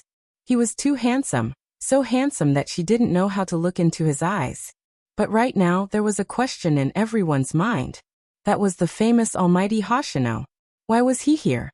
The MC was undoubtedly excited. She felt that this was a rare opportunity. She picked up the microphone and wanted to interview him. On the other hand, after Hoshino entered, he didn't look anywhere but at the youngster's face. His gaze was deep and unwavering, as though they were familiar with each other. I know it's you. Bojo hadn't expected to see Hoshino here. When she received his gaze, she was startled. Her gaze flickered. Then her lips curled upwards, not avoiding him at all. It was a silent acknowledgement. It was a tacit understanding between them. This wasn't a good place to reminisce. There were people around. In reality, according to Hoshino's usual style, he wouldn't have approached the youngster directly. He didn't care about anything. But this time it was different. He was really afraid that that person would give him a negative answer. Because he was most afraid that there would be no traces of that person in this world. Almighty Hoshino, let's have a chat? When Bojio said these words, she had already taken a step towards him. Her lips lifted and her brows raised. That was the person in Hoshino's memory, even though the hair color and age didn't match. But everything was right. When she asked this question, the youngster didn't forget to send him another message. Pay attention to the left and right. That was when he had helped Z cover up. Both of them would give each other hints with their eyes at the ball or on the streets. This time wasn't an exception. Hoshino nodded slightly. The two of them walked in tandem. Just as the crowd was still in shock over their relationship, Bojio brushed past them and took the magnetic card from the host's pocket. It was used to unlock the door. After she and Hoshino left the interview room, she reached out with her left hand and pressed it against the sensor. When the door closed, the MC and the cameraman snapped out of their shock. Their first reaction was to follow them and film. But when they pushed the door open, they realized it was locked. Why was it locked? Electromagnetic card. The cameraman reminded the MC. The MC reached for her pocket and realized it was empty. The cameraman watched as she searched through her pocket and frowned. What's wrong? My card is missing. From the MC's expression, she hadn't noticed anything when Bojio brushed past him. The corridor wasn't a good place to talk. But at least it was better than the interview room. They stood facing each other. The sunlight shone through the windows. Everyone walked to the other side, because of Watanabe. No one would come to the interview room. Hoshino glanced down at the person in front of him. Bojio smiled lightly, and was about to say something. She had already been pulled into an embrace. The voice was clear, warm and soft. It was so soft that only the two of them could hear it. Long time no see, Z. It was a hug from a good friend. Bojio could clearly hear the emotions in his voice. She couldn't help reaching out and pressing her hand on Hoshino's back. She didn't say a word. Both of them seemed to need to use this kind of method to celebrate their long-awaited reunion. However, in the eyes of others, such a scene was not the case. It was a hug as though there was no one else around. It was a look of telepathy. It was a closeness without any ill feelings. This made Chin Emo stop in his tracks. If there was anyone following behind him, they would be able to feel the coldness emanating from his back. No one dared to move. Amidst the interweaving lights, Chin Emo stood there with his back straight. His posture was so casual that it could be used as a poster. His deep eyes were clouded by a thin layer of gray mist because of the scene in front of him. There had been signs before. The earliest was on the streets of Tokyo. After seeing the advertisement that Hoshino had filmed, that person's emotions had clearly fluctuated. He had gotten someone to investigate. But there hadn't been any actual interaction between the two of them. What kind of existence was Hoshino to a certain someone? Now he knew. That person wasn't gay. But the person wasn't him. Chin Mo's gaze was cold as he flicked the cigarette between his fingers. The floor-to-ceiling windows behind him moved, making him look like a devil that could summon a group of demons. He was elegant and cold. There wasn't a single bit of humanity in him. The sharp Bojio could sense his aura. The moment she glanced up, she saw someone watching her from afar. That person held a cigarette in his hand, his slender fingers emitting a faint light. He stood there with a noble posture. For the first time, there was no smile on his face, only indifference. Even his eyes did not reflect anyone's shadow. His eyebrows were thick, his nose was high, and it was hard to get close to him. The Almighty. Before Bojio could take a closer look, Chin Emo had already turned around. Chin Emo had already turned around and was striding forward. The unapproachable aura behind him spread out in an instant. It was indescribably cold. Bojio stilled. Did the Almighty see everything? Hoshino sensed the pause in the person in his arms. He turned and looked in the direction she was looking at. There was nothing. Was there someone? Hoshino asked. Boju nodded slowly. Based on the scene just now, the Almighty must have misunderstood her relationship with Hoshino. Could she use this opportunity to get rid of the Almighty's feelings for her? That was good too. Boju lowered her lids, clenching her fists. This kind of misunderstanding was better than the Almighty finding out her identity and thinking that it was all a lie from start to finish. It was only a matter of time before she crossed swords with the Almighty. She was the most sinful person on his list. He was the criminal psychologist she needed to be wary of. They weren't supposed to have any interactions. It was just that it was too comfortable to be by that person's side, so it lost its original sense of danger. After all, no one would protect her like a brother. She had never seen Z with such an expression. Although the corners of his mouth were smiling, his eyes were filled with unknown emotions. Was it because of the person who had just appeared? Hoshino glanced in that direction again before retracting his gaze. His gaze landed on Boju's face. He spoke in a voice that only the two of them could hear. This isn't a disguise? Finally, the question had come. Boju didn't know how to explain it to anyone. No one would believe her even if she said it. Even she wasn't a believer. How could he believe in the resurrection of the dead? But that was indeed the case. This isn't a disguise. She lowered her voice, listening to the footsteps that could no longer be heard. Her eyes shifted. Hoshino frowned. If it isn't a disguise, what is it? You look young, a high school student? How did you look 5 years ago? How did this happen? Boju knew that no one would come near them.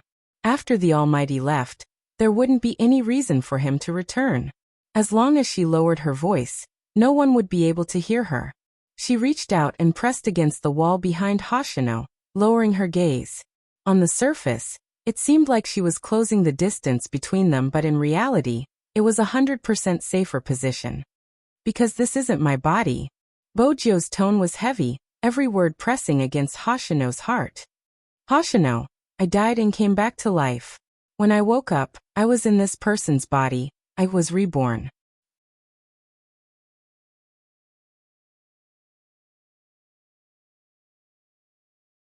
Chapter 749. Dead and alive again? Reborn? Hoshino released the youngster, his gaze still wavering. So you are now someone else's body. Boju glanced out of the window, her side profile handsome but confused. I don't know what I am now either. Boom. Lightning flashed outside the arena. The light from the collision shone on the youngster's face. She was standing in the darkest corner, but she stuffed a hand into her pocket, her smile never fading. Do you need me to prove my identity? No need. Hoshino looked at the person in front of him and digested the information he had received. Gradually, his gaze became gentle again, but there was something else more than that gentleness. Dead and alive, what did that mean? More importantly, what did it mean to be dead? Hoshino clenched his fists. He couldn't imagine a world where humans no longer existed. Don't look at me like that. Boju took another step forward, her brows arched. The new identity isn't bad, it's a perfect disguise. I haven't been a high school student for years. Hoshino finally had the mood to look at the youngster's attire. Wait a minute. This body is a boy? Boju lifted her lips lazily. Age is too confusing, it's a pity the body is still female. But not many people know that the original owner has something to hide. Why are you so restless everywhere you go? It was obvious that Hoshino had fully recovered. He was even glad that he could still see this person. Boju smiled. I want to know the answer to that question too. I'm already in this state. How can I still be restless? You're talking about Z? The two of them were worthy of being partners in action. The moment Boju opened her mouth, the intelligent Hoshino knew what she was talking about. It seems like you're investigating? Even though the location wasn't the best, the most important thing was to convey the message to each other. Hoshino's eyes darkened. At first, I thought he was you. Then, a forum appeared, and you sent me an email. I rejected that idea, but it was too late by the time I realized it. There was no way to lock onto his IP, and other than imitating you, I couldn't find any trace of him. How come there are no traces? Boju glanced sideways at the door that was about to be unlocked. Once again she sighed. This wasn't a good place to talk. Imitating me is a trail. Hoshino, do you remember what I told you before? A criminal's trail is always left on his every crime. Who is the first victim on the forum? Where is she? Perhaps some people would say that the further the better. The culprit is definitely not in the province or the city, but you and I both know that this is not an ordinary instigation. He chose a person to be the maiden's sacrifice, and it was not a random choice. I have a feeling that the person who impersonated me is in Jiangcheng. If we find out why he impersonated me, we will be able to find the most important clue.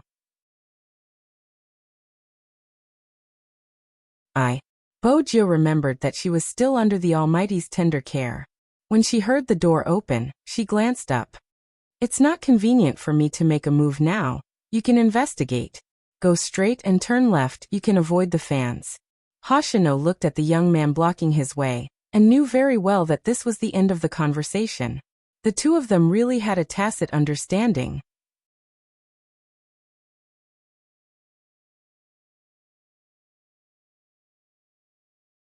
Chapter 750. The host and cameraman walked out together, their hair a mess. They glanced back and forth, but couldn't find Almighty Hoshino anywhere. But Big Spade was still standing in front of them, smiling naturally, revealing her two cute canines. Regarding the interview just now, I have a question that I didn't answer seriously. Now that I have time, I can answer both of you. Hoshino was the most important question at this moment. But they were the ones who invited Big Spade. How could they reject him? It's a pity that both of you are in a hurry. The youngster lifted her wrist, glancing down at her watch before placing it down again. She was counting in her heart until she reached 100. Bojo turned and smiled lightly. Go ahead. This pause was enough for Hoshino to sneak into the crowd. The host and cameraman were extremely grateful for the youngster's understanding. They even forgot to ask, you came out with Almighty Hoshino just now, do you know him? Only when they ran out did they realize something was amiss. When they stopped and turned back, there was no longer anyone there. They weren't sure. A brilliant magician would always use other things to divert attention. And that was the method Bojo used. There was a reason the police hadn't been able to catch Z all these years. She wasn't just an expert hacker, she was also extremely cunning. Z had disguised herself in many different professions. Nightclub singers, bartenders, magicians, and even restaurant staff. Hence, Bojo wasn't worried about escaping in front of them. The youngster leaned against the wall. When she glanced over, her lips curved. If Hoshino had seen that smile, he would have been even more certain that it was Z. The true Z. Outside the arena, the first rain of the year finally came after the thunder. With a bone-chilling coldness, the droplets fell on Qin Mo's face. However, there was a type of person with such an aura. Even when he walked in the rain, he exuded a nonchalant elegance. But the aura he exuded was too cold. It was so cold that ever since Qin Mo had entered the crime squad, Deputy Zhang, who had been by his side, didn't dare to get close to him. But he couldn't let his young master get drenched in the rain. Qin Mo was born into a military family, and used the best of everything. Not only was she doted on by her parents, but she was also doted on by her rich grandfather. When he was young, he was like a prince, untainted by dust. Not to mention now, as soon as he stepped out, bodyguards had already greeted him with black umbrellas. But the young master did not allow them to follow. They didn't dare to follow. Assistant Zhang had no choice but to head out personally. Young master, Supreme Alliance's car is in the west. Qin Mo didn't speak. His eyelashes were dripping with raindrops. His pure black uniform was dripping with raindrops, making him look like a noble devil.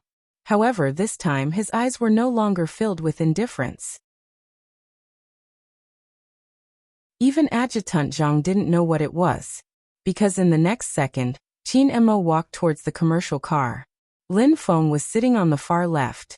When he saw this scene, he immediately opened the door and jumped out. This was also one that didn't need an umbrella. Yinhu frowned. He unzipped his uniform and with a twist of his wrist, he covered him from head to toe before alighting the car.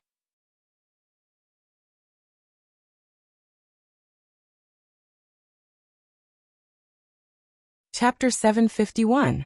When Lin Feng ran to Qin Mo's side, he was still looking behind him.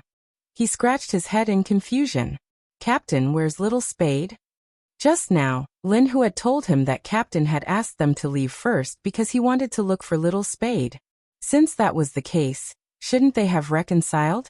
Why did Captain come out alone? Who knew that after hearing his words, the captain would stop what he was doing and turn around to look at him with a coldness that had never been seen before? Lin Feng stilled, thinking that it couldn't be, they hadn't reconciled yet. That captain, I know that sometimes Little Spade's way of expressing his feelings is too direct and you definitely can't take it.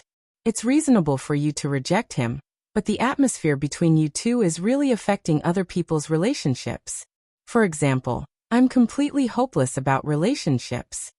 When Yin Hu heard this, he turned to look at him. The other couple was at odds with each other. Why was this guy so desperate? Really, it's fine to reject him. Lin Feng sighed. But Captain, don't be angry at Little Spade. Even if he slept with you, you have to forgive him. He didn't hold back and Captain definitely wouldn't let him take advantage of you. When Little Spade comes out, hit him a few times to appease your anger. He won't feel good after being rejected by you. The water droplets splashed onto Qin Mo's elegant face. Even his black hair was pressed down, making it hard for others to see his expression at this moment. But Lin Feng wasn't sure if his captain was really angered by Little Spade, because his back stiffened. He wanted to say something more. A slow and low voice sounded in her ears, as if wet in the rain. I'm the one who was rejected. Whoosh. Lin Feng and Yin Hu looked up at Qin Mo at the same time. That person stood there with his back straight. If one looked closely, they would notice that his uniform, which was known as the most handsome in the esports arena, was completely drenched. The ends of his black hair were dripping with water. His fingertips, which had never been stained with a speck of dust, had been cut by something, and blood was flowing out. Lin Feng had never seen his captain like this before. His black hair blocked his eyes, and he could only vaguely hear him repeating that sentence. I'm always the one who gets rejected. Lin Feng's jaw dropped. He couldn't believe what he was hearing. After all, everyone knew that Spadesy had joined Supreme Alliance for a reason, and that reason was their captain. And before Little Spade came in, he had already confessed to his captain. No matter how he looked at it, Little Spade should be the one chasing him. He tilted his head to look at Yin Hu beside him. Yin Hu's expression was very serious. It was obvious that Yin Hu's acceptance was much stronger than his. In fact, he seemed to have already known about the clues in this matter. Lin Feng thought about it and still couldn't accept it. He needed to calm down. Most importantly, how could Captain be gay? You must be joking. What did it mean to be rejected? The way Little Spade looked at Captain, it was as if he wanted to take him home and raise him. Why would he reject Captain?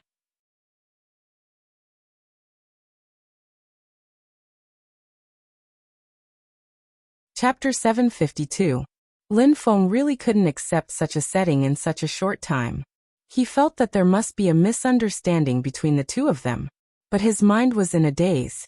Who could tell him why his captain suddenly changed his taste and fell in love with a handsome young man like Little Spade?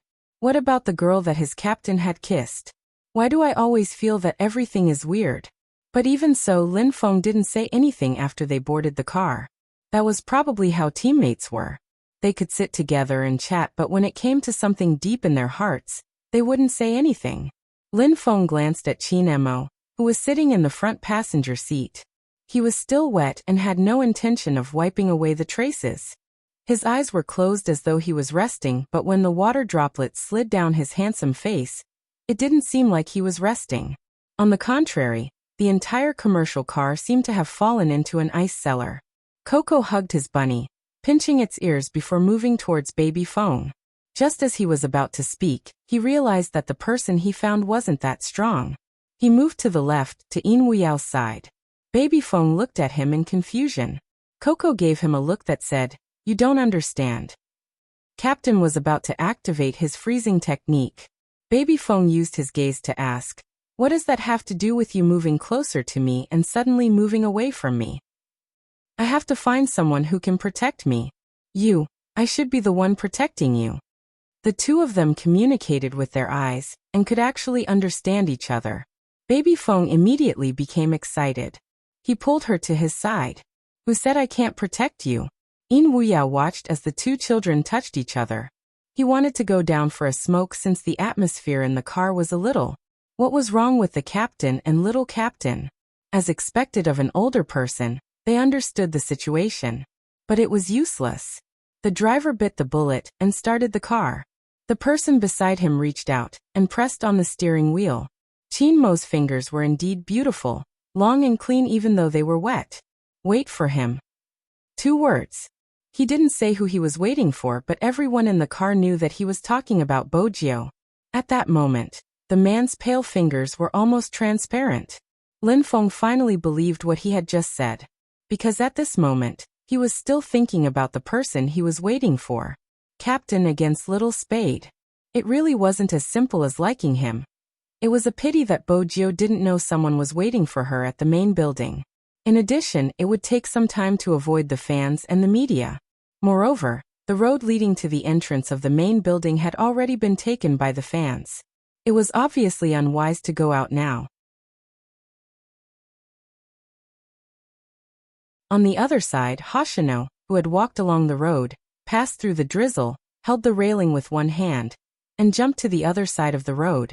The venue was located in a bustling area, so it was not difficult to get a taxi. In addition, it was in this direction. Even though it was raining on the opposite side, many people were taking taxis. On this side, no one fought with Hoshino. The first thing Hoshino did after getting on the taxi was to call his 2 teammates. Where are you?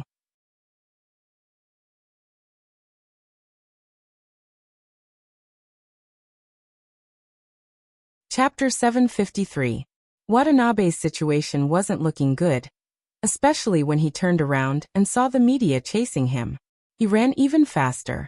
It was raining outside, and he would slip from time to time. If the fans chased after him and something happened, it would be even worse. That was why Watanabe urged Hoshino to hurry over. He really couldn't hold on much longer, but if he stopped, he would face more trouble. First of all, he didn't have a manager or bodyguard. He would really be torn apart by the passion of the fans. Hoshino glanced over and glanced at the scene through the railings. He didn't put down the phone in his hand. His voice had a calming effect. From now on, run towards the main road. The faster, the better. Vice Captain, are you serious? You want me to go that way? There are the most fans there. Although Watanabe said that, his body had already started moving. He made a turn and successfully got rid of the fans behind him. Without his hat, he could only hope that the people behind him would stop chasing him. Hoshino raised his hand and glanced at the time. Then his voice rang out again. Run faster. Watanabe was definitely listening to his vice captain. He was counting on him to bail him out. I'll count to 7. Run to this side of the road. There will be a car waiting for you, Hoshino said as he pressed down the window. Then he turned to the driver. Sir, please stop the car and turn on the flashing lights. Okay. The driver lived in Jiang City and had experienced many things.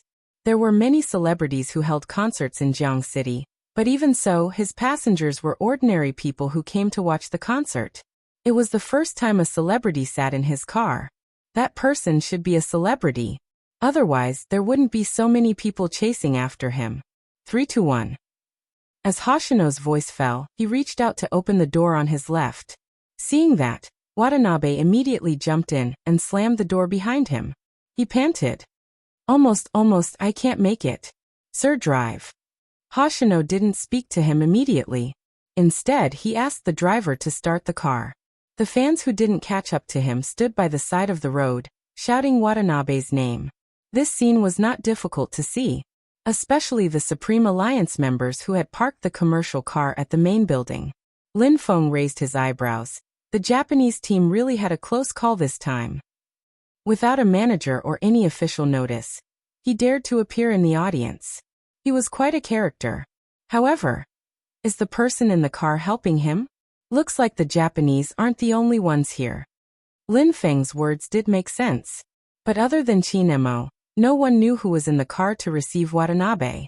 When the cars brushed past each other on the other side of the road, The car window was open, so people could clearly see the person sitting inside. He was handsome and had a gentle temperament. In the esports circle, almost everyone knew him. He probably noticed our gazes. Especially at this time, the MPV parked here usually belonged to the team. That person turned his head to the side, and his voice and appearance were all revealed to everyone. Even though it was only for a moment. Hoshino. Everyone knew that Hoshino was Coco's favorite esports almighty. Now that he had seen him in person, even though it was just a short scene, his emotions were stirred. Hoshino is here too. Coco couldn't believe it, his eyes lingering in the direction where the taxi had disappeared. Shui Yaoyao didn't know much about the esports circle, so she couldn't understand Coco's emotions. She probed, "Is Hoshino strong?" "He isn't just strong, he is insane. My almighty is especially handsome when he is gaming." Coco couldn't stop talking about his former idol. "This is strange. I remember he never watches competitions. Besides, he would use any time he has to sleep. Why is he watching this revival match? Even if the Japanese wanted to visit Big Spade due to the incident on the Japanese server, he wouldn't have to show up. This is strange. This is really strange." Listening to these words, Qin Mo's eyes remained closed the entire time. His entire being gave off an icy aura. The water droplets were gone, but there was still a faint dampness on his chiseled face. His hair didn't seem to dry easily. Lin Feng glanced at his captain before turning to the exit. There was still no one. There wasn't a reply to his voice message either. After about 30 minutes, Qin Mo spoke faintly, "Let's go." It was another 2 words, but the temperature in his voice was completely different. It was another 2 words, but the temperature inside was suddenly different. Lin Feng was worried. He glanced at his phone, but there was still no reply. Lin Feng was a little worried about this. He looked at his phone again, but there was still no reply. What exactly was Little Spade doing? Bojo was indeed busy. And this favor was completely unexpected. She had turned a corner to avoid the fans, but she hadn't expected to bump into the captain of Lin Chintao's team. Bojo retracted her body instinctively, pressing her back against the wall. She tilted her handsome face slightly, watching as he spoke to a girl before walking in another direction. Bojo chose to follow him. She couldn't help but be concerned about his actions during the show. Bojo had switched her phone to silent mode when she had noticed him. Unexpectedly, she didn't discover anything else after following him for the entire journey. But there was one thing she was sure of. He wasn't just highly vigilant, he was also good at hiding. Moreover, he had done all of these things subconsciously. In her previous life, Bojo had played many cat and mouse games with the police. Her greatest advantage was her anti-surveillance ability, which meant that Rao Rong had the same ability. Bojo had noticed it the previous time in Lin City. After following him for the entire journey, Bojo was almost certain that he was doing it subconsciously. Bojo narrowed her eyes. This wasn't something a player who had just returned to the esports scene should have. Unless he wasn't as simple as the Almighty. Bojo watched as he waved for a taxi. It was difficult for her to follow him because she couldn't catch up in time. But that was enough. If she continued, she would be discovered and it would be counterproductive. Bojo started to think about the girl he had met previously. She had only asked for directions. Since that was the case, why was he so guarded against her? The rain was getting heavier. She didn't have the time to think about such things. Since there wasn't a taxi, Bojo turned and pulled out her mask. She wore her uniform inside out and followed the few people into the subway station. After being drenched in the rain, it was really cold. Especially at this time of the year, it was easy to feel cold. After Bojo bought the card, she had just warmed up when she stuffed her left hand into her pocket when she saw 3 missed calls. It was Lin Feng. Bojo sent him a message when she was going through the security check. 10 minutes later, she received a reply. Lin Feng called Qin Haodong. "Hello." It wasn't easy to find a seat in the subway, but she didn't intend to sit since she was still dripping water. Lin Feng sighed. "Little Spade, you finally picked up the call. What did you do just now? You didn't pick up my calls, and we waited for you at the main building for more than half an hour." Bojo paused when she heard that they had waited for her. I thought you guys would leave after the party. Originally, Captain asked us to wait. With that, Lin Feng paused. He didn't tell little Spade everything that Qin Mo had told him. Bojiu froze when she heard the answer. Her grip on the ring tightened. Some things didn't need to be discussed further. She knew what he wanted to express. Bojiu recalled his back view and clenched her fists. She seemed to be enduring something. In the end, she didn't open the page to send a certain message. She didn't send a message, but that didn't mean others wouldn't. Qin Mo hadn't returned home. Just then Director Huang called, his tone stern. Hurry over to my place. That's right, there is something you need to take a look at. No one here can solve it. It wasn't a bad call for Qin Mo. He needed something to do to divert his attention. The atmosphere in the crime squad was obviously different. From left to right, everyone had a solemn expression. Director Huang personally brought him into an isolation interrogation room. Do you see the person inside? Director Huang pointed at the glass. Qin Mo's side profile was pale, almost translucent and handsome. He seemed to be hinting for him to continue. Director Huang sensed something amiss with Qin Mo, but he couldn't be bothered with it right now. This man has somehow been infected with AIDS. Director Huang glanced at Qin Mo. Right now, she still feels like she wants to take revenge, but she can't get anything useful out of her. Instead, it's getting harder to control herself. You and I are both aware that AIDS can't be contracted out of nowhere, but I've checked her social circle. It's pretty clean. Qin Mo glanced at the fashionably dressed girl sitting inside. His gaze swept over the Gucci bracelet on her wrist, and the entire set of Swarovski jewelry, then her shoes. What's her family background like? It's alright, it's pretty ordinary. Director Huang looked into his gaze. You've noticed that too, right? That's right. She likes to buy light and luxurious items, but I've done some research and she doesn't have a bad job. Even though it's tough for her to buy these items, she still buys them for work. It's just that she has to eat buns and drink cold water for an entire month after buying one item. It's normal for girls to be like this. Qin Mo glanced up. Her social circle is simple, her occupation is clean, she doesn't have a history of blood donation, and there aren't any infected people around her. Have you checked her social circle app? His words were like a bolt of lightning that jolted Director Huang back to his senses. Director Huang turned his head, instructing his subordinates to get to work. In reality, the crime squad was usually very smart. But it wasn't something that they wouldn't have thought of. There wasn't a problem with QQ. There wasn't a problem with WeChat either. That left other social circle apps. In reality, Qin Mo suspected that the victim wasn't telling the truth. Ever since he had entered, that person had glanced over more than once. Her actions were extremely irritated. Other than uneasiness, there was also irritation and a vanity that could not be changed. Qin Mo could almost imagine what kind of person she was. She wasn't worth saving. If it had been him, he wouldn't have chosen to save her. But the life and death of some people shouldn't be decided by anyone. Director Huang had been ordering his subordinates to do this and that, but when he turned back, he saw Qin Mo's pale face. Even the color of his lips had changed, causing him to jump in fright. What happened? F***CK. Someone come quickly. Qin Mo leaned against the wall, holding his forehead with one hand. His voice was steely. Get Deputy Zhang up. Director Huang had never been ordered around by anyone. Of course, that didn't include Qin Mo. Deputy Zhang's expression changed when he saw his young master's state. That was when he remembered that his young master hadn't changed out of his clothes after being drenched in the rain.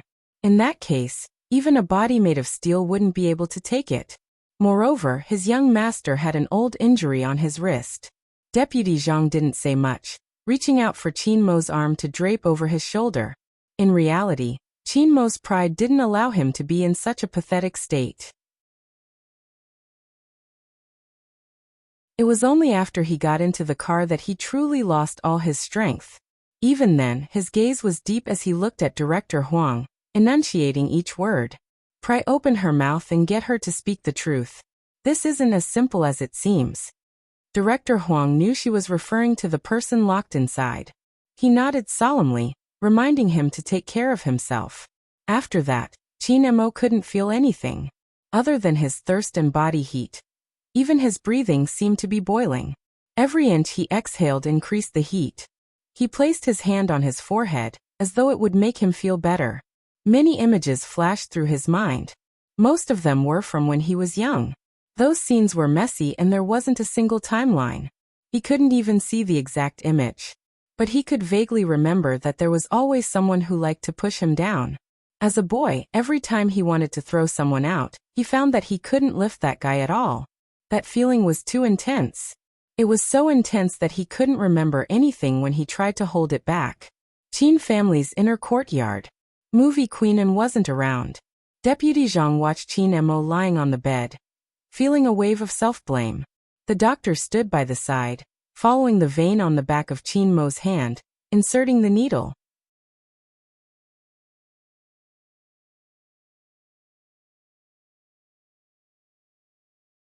Chapter 754. Qin Mo rarely fell sick. But everyone in the Qin family knew. It was a taboo for him to have a fever. Because once he had a fever, many things that were buried would come out. Madame Zhang still remembered. It had been a while since young master had a fever. At that time, young master's wrist had been injured. That expression was unforgettable. He had laid there as though he had been fished out of the water, his eyes empty. At that time, he had been wearing the Supreme Alliance's uniform. He was supposed to participate in the National League. No one knew what had happened, but young master had become like that. At that time, everyone in the courtyard had been alarmed. The crime squad had been apologizing to Madame, saying that they hadn't expected such an outcome. But they were sure that young master had become like that, because he wanted to jump down to save someone. That illness had lasted for 3 days. When young master woke up again, Supreme Alliance had been defeated. Even young master himself had changed. Young master, who didn't like to smile, had become even more lifeless. He had even forgotten some things. Sometimes, Madame would talk about how arrogant he had been when he was young. Young master would always put down his chopsticks, his voice calm as he asked, "Really?" At first, no one had thought much of it. But later, they realized that young master had really forgotten many things. Fortunately, it was just a matter of age. Madame Zhang didn't think much of it. But the doctor had said that such a person would easily lose his emotions. He had even instructed them not to let young master be like that again. Actually, everyone knew. Whenever it rained, young master's mood would be affected. But the effect wasn't huge, because the young master would never let anyone see the changes in his emotions. How did he get drenched this time? Madame Zhang watched from the side, her heart anxious. Madame wasn't home. In this house, other than young master, there were only the adjutants and servants. It had always been like that. That was why young master had been distant from others since he was young. He has been put on in 4 drip. Let's see when the fever will subside. It shouldn't be a problem. I'm just afraid that young master won't be able to sleep well tonight. Ever since Qin Mo laid down, his brows had been furrowed. His porcelain white face looked as though all the blood had been sucked out of it. His eyebrows were thick, and his nose bridge was high. At this moment, even his mixed facial features couldn't hide the discomfort he felt. Adjutant Zhang listened from the side. Whatever needed to be prepared, whatever needed to be notified, he did everything very well. Fortunately, it wouldn't affect the competition. There was no need to say so much when informing the club. Feng Yi's hand froze when he heard the news. In front of this big table, they were all doing business. He found an excuse and left the table with a smile. He also knew that he couldn't leave at the moment. He lowered his head and thought for a moment. Then he typed a WeChat message and sent it to a certain someone. Compared to him, Boss Qin would rather that person take care of him. Bojio was returning a call when she received the message. Lin Feng picked up the call quickly, sighing deeply. "Little Spade, you finally appeared. Where did you go? Why didn't you pick up the call?" "I had something to settle at the last minute, so I left for a while." "Why?" Bojio held her phone with one hand, the other pressing on the subway card. She was still in her uniform, her silver hair still wet. She stood there undeniably dazzling. A few high school students who had just finished watching a movie couldn't help glancing over. Their eyes filled with shock. "So handsome. Even though the youngster had walked far away, the people beside her could still hear the two words. Lin Feng heard the sound too. Where are you? It's so noisy. Subway. Bojiu glanced over, trying to find the direction. Ah. Lin Feng exclaimed. You went back by yourself. Captain waited for you at the main building for more than half an hour, and even got drenched in the rain. He seemed a little uncomfortable after that. Uncomfortable. The moment she heard this word, Bojiu's thoughts of investigating something faded. She stopped in her tracks and asked Lin Feng, Where are you uncomfortable? Of course, his heart was uncomfortable. But this wasn't something Lin Feng would say, so he stuttered. Since I'm not feeling well, why don't you give him a call? Bojiu didn't even bother to say goodbye as she hung up. Young Master Lin looked at his phone screen with a dumbfounded expression. Was there really such a fast speed? Bojiu's fingers swiped.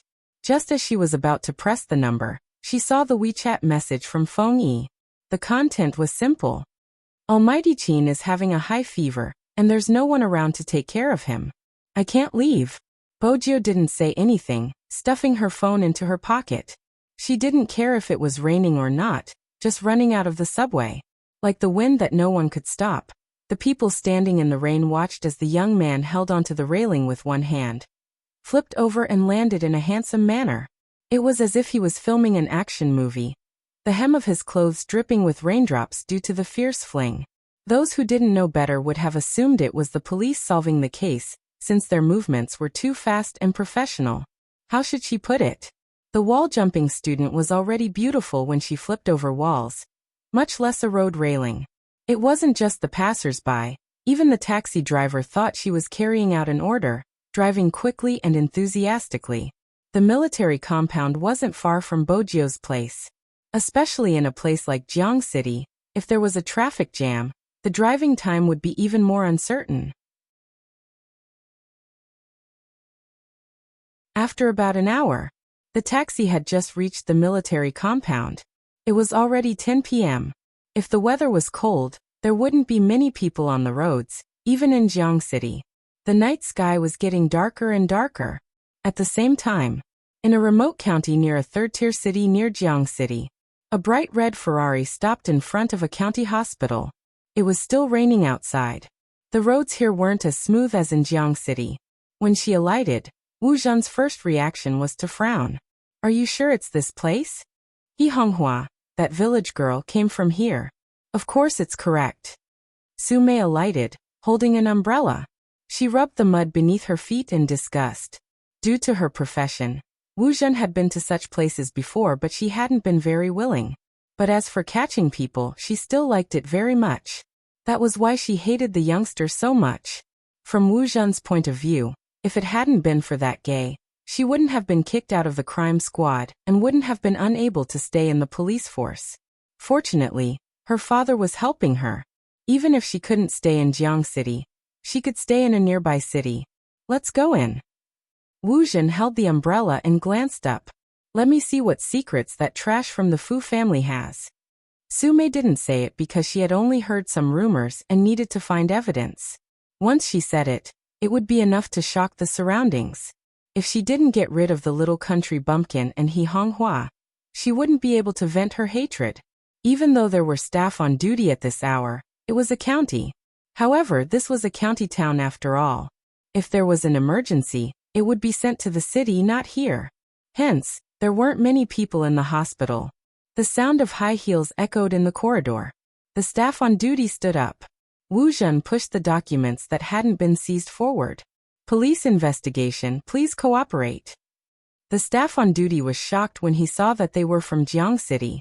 They were a small hospital, and didn't even have a doctor-patient relationship. How did they get the higher-ups to investigate? They didn't dare to make the decision.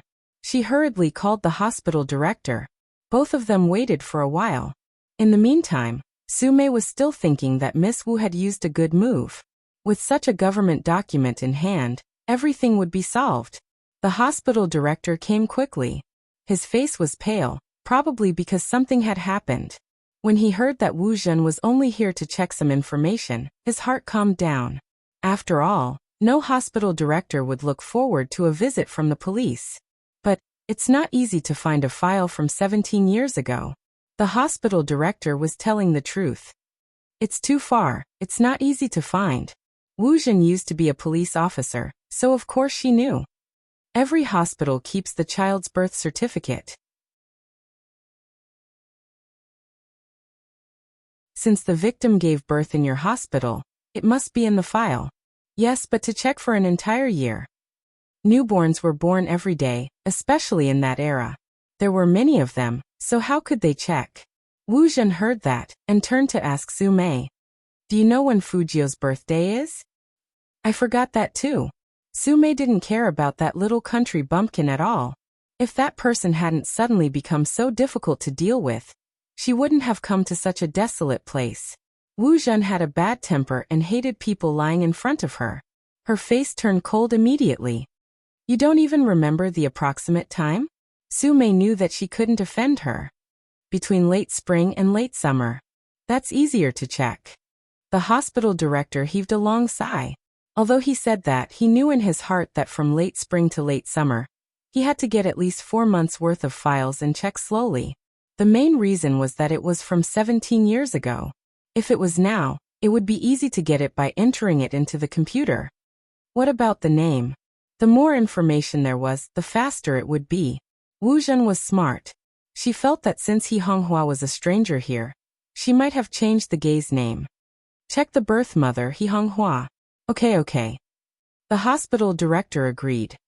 But it seems like 4 months' worth of files is really taxing on manpower. We will definitely cooperate, and the police will have to send more people over. Wu Zhen obviously wouldn't tell him that she only had a certificate and couldn't mobilize her colleagues. She said calmly, the police force is limited, the 2 of us will check here.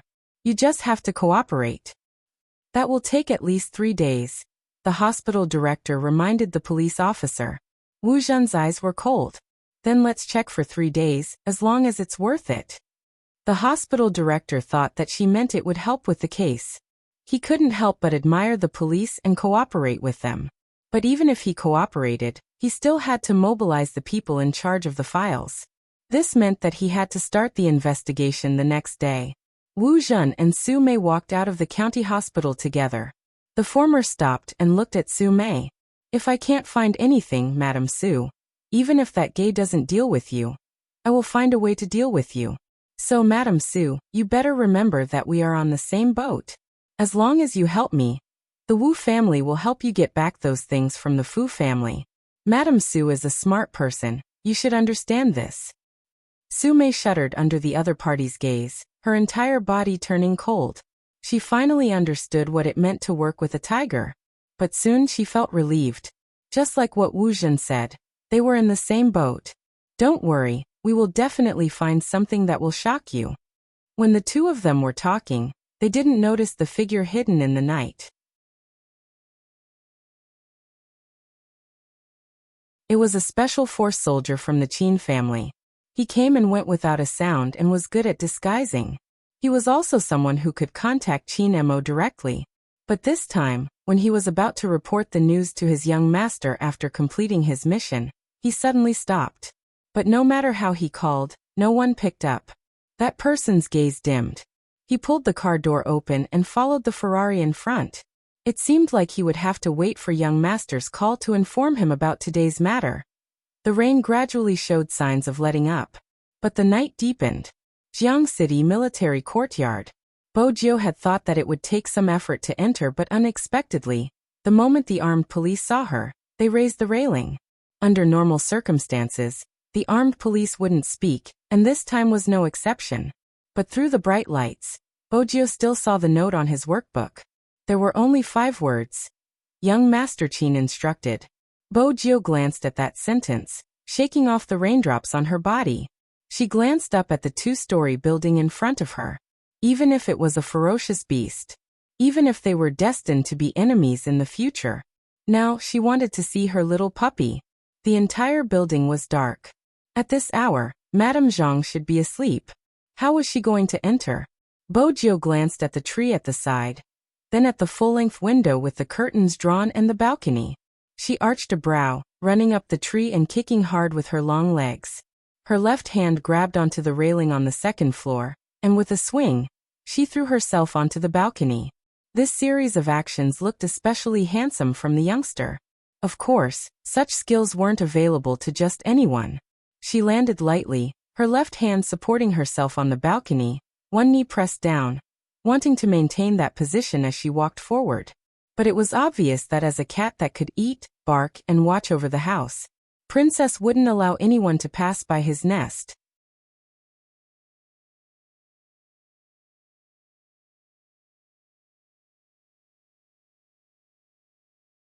Chapter 755. If she had to describe it, judging from the princess's current state, she was probably saying, "How dare you disturb my sleep, you unruly commoner." But when he smelled the person in front of him, the originally loud shout turned into a purr. Meow. Why was this weird-smelling fellow here? Bojio stilled when she saw him. She pulled Princess into her arms and placed her index finger on her lips, gesturing for him to be quiet. Princess really didn't like people who tried to establish a relationship with him. He turned his face away arrogantly and started to walk like a cat. Bojio knew she had to coax him. She bent one of her knees and lowered her voice. "It's not convenient this time. I'll feed you fish next time. Why do you like such fishy food so much?" Princess's eyes lit up when he heard the word fish. He stopped purring and started to use his claws to scratch Bojio's leg. He was obviously saying, "I agree to your bribe, but you have to be honest. What are you trying to do by entering my master's room in the middle of the night? Are you trying to peek at my master's beauty? Tell me." Bojio reached out and pushed him away. She was still looking for tools to break the window. Princess didn't listen and continued to scratch. Bojio carried the cat up. She wanted to threaten him with force since the soft approach didn't work. Just then she heard a swoosh. The dark-colored curtains were pulled open from her ears. The next moment, she was met with a pair of eyes that were as deep as the night. There was only one person standing in the huge room.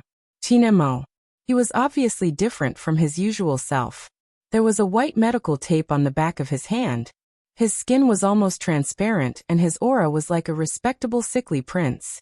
He just stared at Bojio. Chinemo had always been vigilant. Even when he was sick, he wouldn't let his guard down. Hence, the moment a certain someone landed on the ground, he had sensed the commotion outside. But the condition of his body prevented him from getting up immediately. The dream that kept appearing in his mind made it hard for him to tell where he was at that moment. He thought he would hear Princess's call. After all, he was a police cat. Once the princess called, the special forces outside would also come in. From a certain perspective, Chinemo wasn't worried that someone would really barge into the Chin house. But after listening for a while, there was nothing else other than the princess's gurgling. When he got up and came nearer, he heard someone bribing a cat with a fish. After all, he had not trained the princess well enough. However, he had to admit it. When they heard that familiar voice, the corners of their lips would subconsciously curl up. Chinemo didn't speak. Perhaps it was because he was sick. Even his eyes were a little indifferent. There was nothing more embarrassing than climbing over someone else's wall and being discovered by the other party. Bojio hugged Princess and paused for a moment. She was still thinking of an excuse to explain her actions. On the other side, Chinemo had already started speaking. "Is this the special way you wall-jumping scholars visit other people's houses? You don't walk through the main door, but choose to go online to show off your expertise?" Bojio knew that the title of wall-jumping scholar would never escape her. However, when she looked at her pet, he didn't look too good. Also, the tape on his hand was really an eyesore. Chinemo felt that sometimes, a certain someone looked smart, but in reality, she was a little dumb. For example, right now, she didn't know how to go with the flow.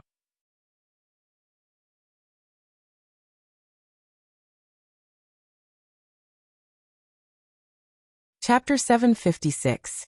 Of course she had to go in. Otherwise, why would she climb over the wall? Bojio replied, "We're going in."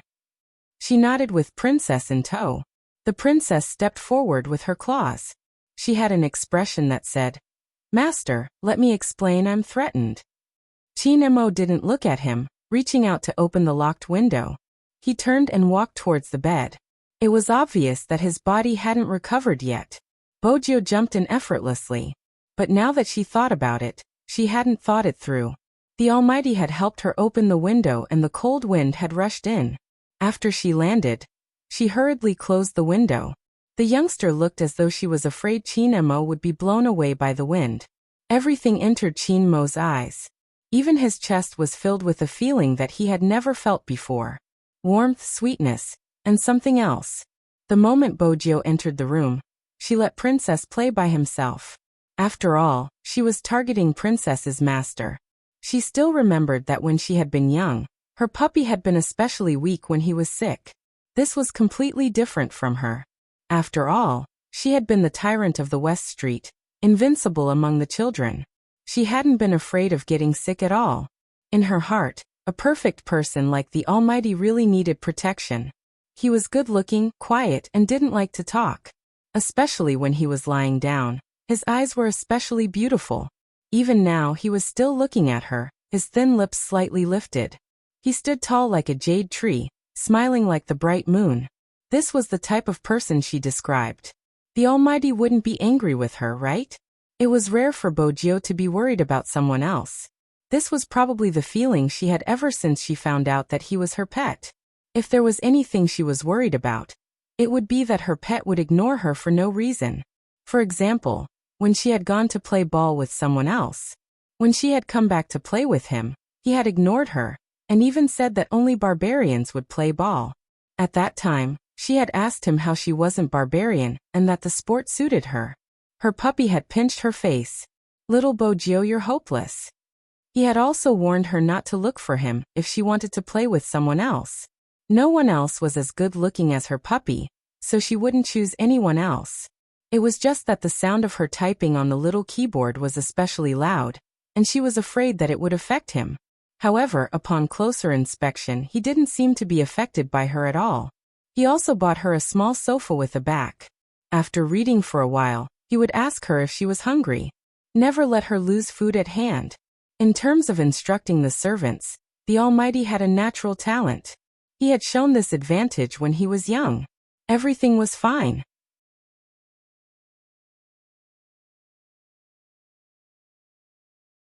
Until that time, when he ate the food she made and lay on the bed, he wasn't as proud as usual.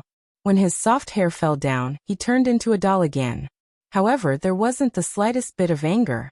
Only she knew how much she regretted it. It was the same now. When Lin Feng told herself that the Almighty had waited for her in the rain for more than half an hour. Back then, she really shouldn't have chased after Rao. "Did you come here just to let me watch you stand?" The clear and hoarse voice rang out again. When Qin Mo spoke, he could still feel his breath. When he exhaled, it was boiling hot.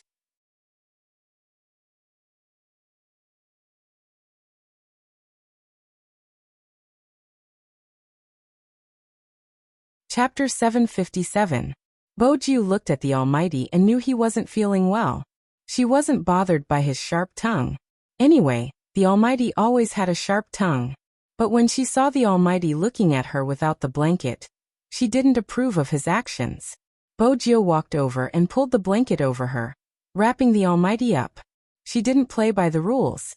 Even though Qin Mo was used to it, he wasn't sure what she would do next. For example, the youngster's sudden approach. The tip of his nose was very close, especially the delicate mole under his eye.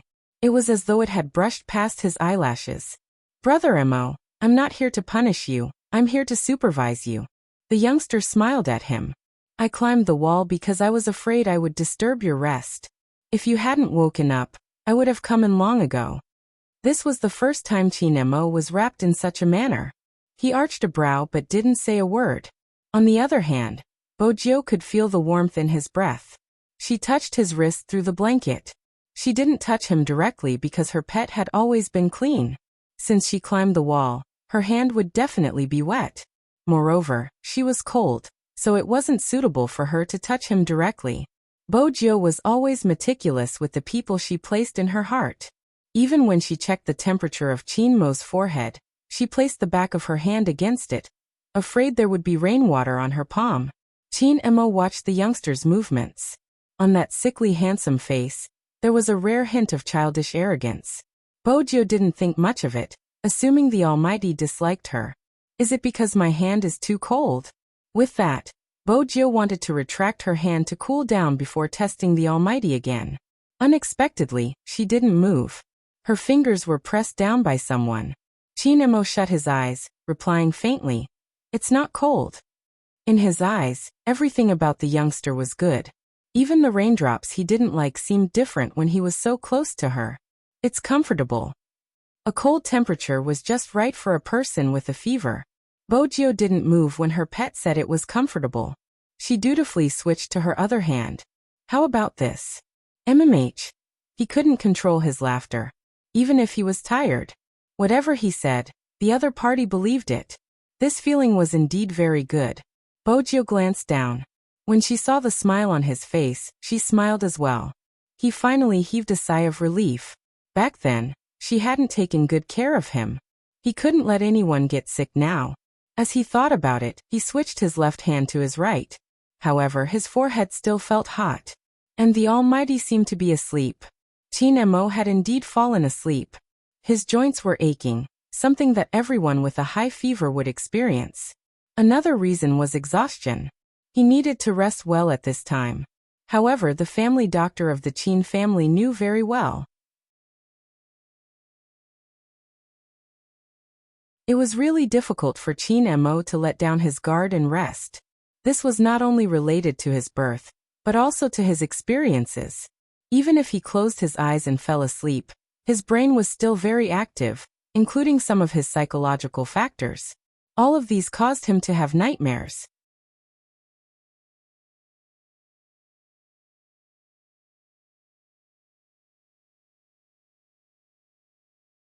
Chapter 758. In certain aspects, Bojo was indeed a suitable pillow. As long as she was around, Chinemo would feel relaxed. But Bojo was still worried that the rain would affect the Almighty. Moreover, the temperature on the back of his hand didn't seem to be decreasing. Bojo narrowed her eyes. She lifted her hand gently. Then she walked towards the bathroom. Her steps were slow, trying not to exert any strength. She turned on the hot water and soaked the towel. She took off her jacket and grabbed Chinmo's jacket from the hanger to wear it. It seemed like she wasn't going to sleep. Once she was done, she fished the towel out. She fished the towel out, twisted it a few times, and covered Chinmo's forehead with the steaming hot towel. In order not to appear rude, Bojo didn't make a sound. Princess watched from the side, patrolling as though he was warning her. It was as though he was saying, "Don't even think about doing anything when Master isn't able to resist." Bojo's attention was on the Almighty. She wasn't in the mood to look at Princess. She pressed the corner of the blanket, her gaze landing on the medical tape on his left hand. She reached out to touch it. When she felt that it was about time, she removed the towel and entered the bathroom to soak it in hot water again. But this time, she soaked 2 towels, the other covering the Almighty's left joint. To an esports player, the hand was the most important. Besides, the hot compress had the effect of reducing the fever. Just like that, he repeated the same action. The clock hanging on the wall kept turning. The rain outside didn't stop. Chinemo was still out of the dream. But this time, it was much gentler. There wasn't the river that could drown a person. Instead, there was a soft thing in his arms. Every time it pounced on him, it would call him indifferently. That. Who exactly was it? The more he wanted to know the answer, the easier it was to wake up. When Chinemo opened his eyes, he realized that there was someone beside him. That person was afraid that he was cold, so she covered his left wrist with her right hand. That face was usually infuriating, but right now, it was as obedient as it could be. Chinemo reached out, his fingertips caressing the youngster's face. It felt like milk, soft and smooth. Chinemo leaned over, wanting to do something. However, he soon paused. Even though he was very tired, he knew subconsciously that he was having a fever and that he couldn't pass it on to a certain someone. However, he couldn't let this fellow sleep like this. Using the last of his remaining thoughts, he pulled the quilt. Both of them were wrapped in it. Chinemo rubbed his chin against Bojo's soft hair, his eyes closing once more. His side profile was still cold, but his aura was completely different. on the same bed. Hugging from behind always seemed especially warm. However, this also depended on the time and place. The next morning, just after dawn,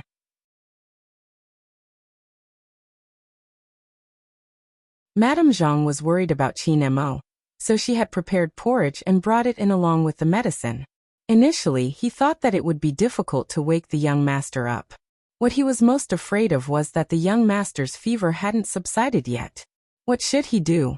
Who knew that when she pushed the door open, there was actually another person on the bed. That person seemed to have just woken up after hearing the noise. He rubbed his eyes and smiled at her, revealing 2 cute canine teeth. His silver hair made him look even more handsome. "Shou Auntie Zhang, keep your voice down. Brother Mo hasn't woken up yet." Auntie Zhang.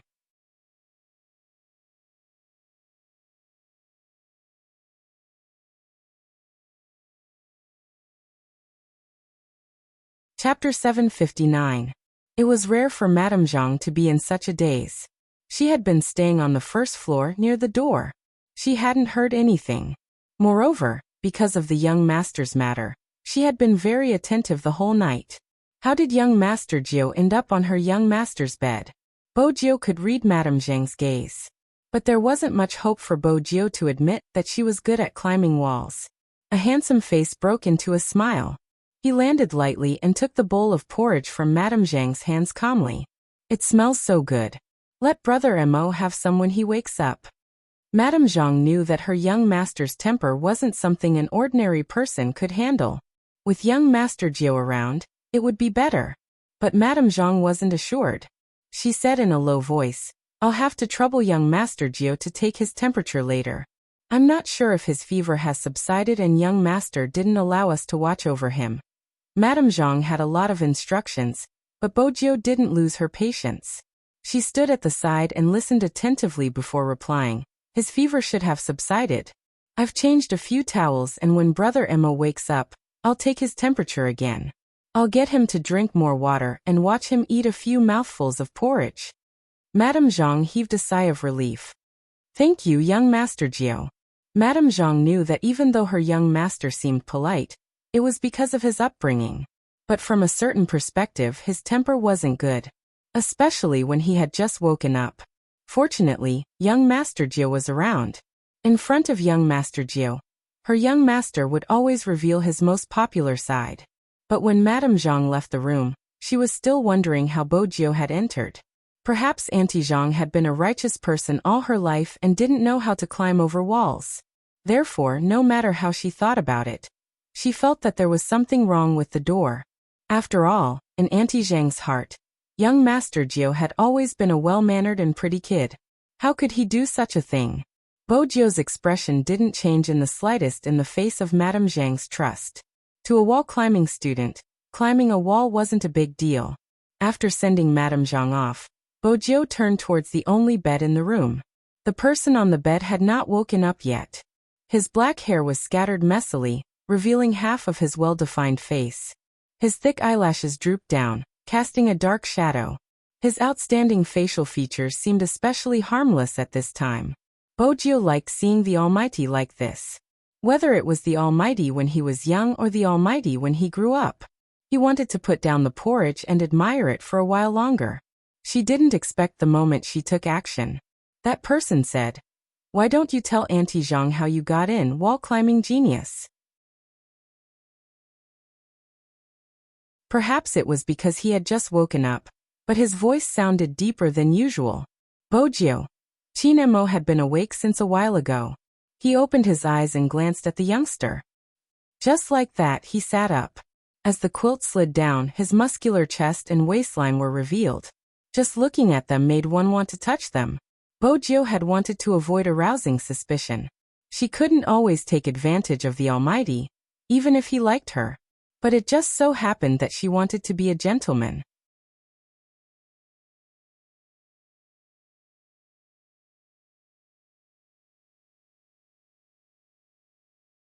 Chapter 760. When had she touched it? She couldn't even test the temperature through the blanket? Bo Jiu's gaze was clear. Qin Mo ignored her. "I'm hungry." The Almighty wanted to eat porridge. Bo Jiu was smart. Even if she hadn't fed others porridge before, she had fed her pet before. Now that he had grown up, he felt pressured. But at the same time he still looked good. Bojio took the spoon and blew on it before passing it to Chin-mo. Those who didn't know would think Chin-mo was seriously injured. In reality, it was just a fever. But the youngster was taking care of him with a serious expression as though she had completed a huge task. When Chin-mo lowered his lids to eat the porridge, he gave off a fragile beauty. At that moment, Bojio thought to herself that she couldn't let others see the Almighty's cold. It was too alluring. Chin-mo noticed the youngster's gaze drifting over. His voice was calm. "What naughty thoughts are you having again?" Bojio smiled. "What naughty thoughts can I have? Protecting her pet was one of her missions. Feed him another mouthful. You can eat the rest." Chin-mo reached out to stop her. He had lost his appetite from the fever, so how could he be hungry? He just wanted to see how the youngster was going to feed him. "You're not eating anymore?" Bojio glanced at the bowl. She remembered Madame Zhang's instructions and smiled faintly. "Have a few more mouthfuls." Chin-mo arched a brow. He tilted his head and took the business magazine over. His posture was steady. It was obvious he wasn't going to eat anymore. Bojio wondered why he was still the same as when he was young. He was so hard to deal with and yet he was so arrogant. Back then, she had wanted to pounce on him and beat him up. It wasn't without reason. But now, she could only coax him. Bojio said, "Brother Mo, eat more. I'll play with you." Chin-mo replied, "I'm done with the revival match." "What about singing? The wall-jumping student wants to show off his flirting skills again?" Heh. Chin-mo placed the magazine down and smiled at her. His lips weren't warm at all. Was he still angry at her? Bojio didn't know what to do since she hadn't expected the Almighty to wait for her after witnessing that scene. Chin-mo glanced at the dejected youngster in front of him. The more he looked up, the more he felt that this person really didn't know how to take advantage of the situation. He lifted his lids slightly, the business magazine in front of his legs still open. He sat as though he was in an international conference, pointing out the situation. "Since you have so many conditions, why don't you let me kiss you?" His voice was very light and indifferent. Bojio glanced up. Other than the Almighty, there was no other person in the world who would use such a tone to say such things. The two of them stared at each other. In the end, Bojio finished the bowl of porridge herself. Chin-mo closed the magazine and looked out the window.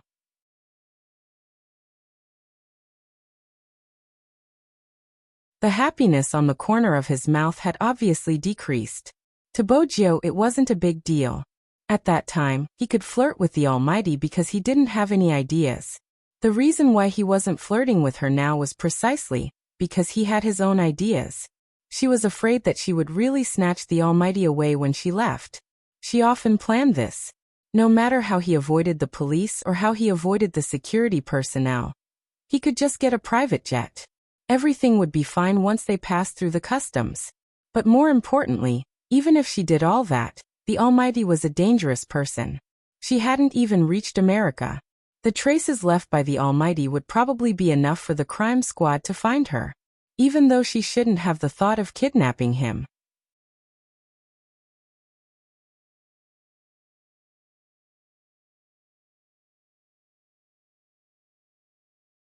Chapter 761. Bojio sunk into her thoughts, her gaze sweeping over the thermometer at the side. After a moment, she brought it to the Almighty along with the cold medicine. Chin-mo took the medicine cooperatively, his expression making it hard for Bojio to tell if he was happy or unhappy.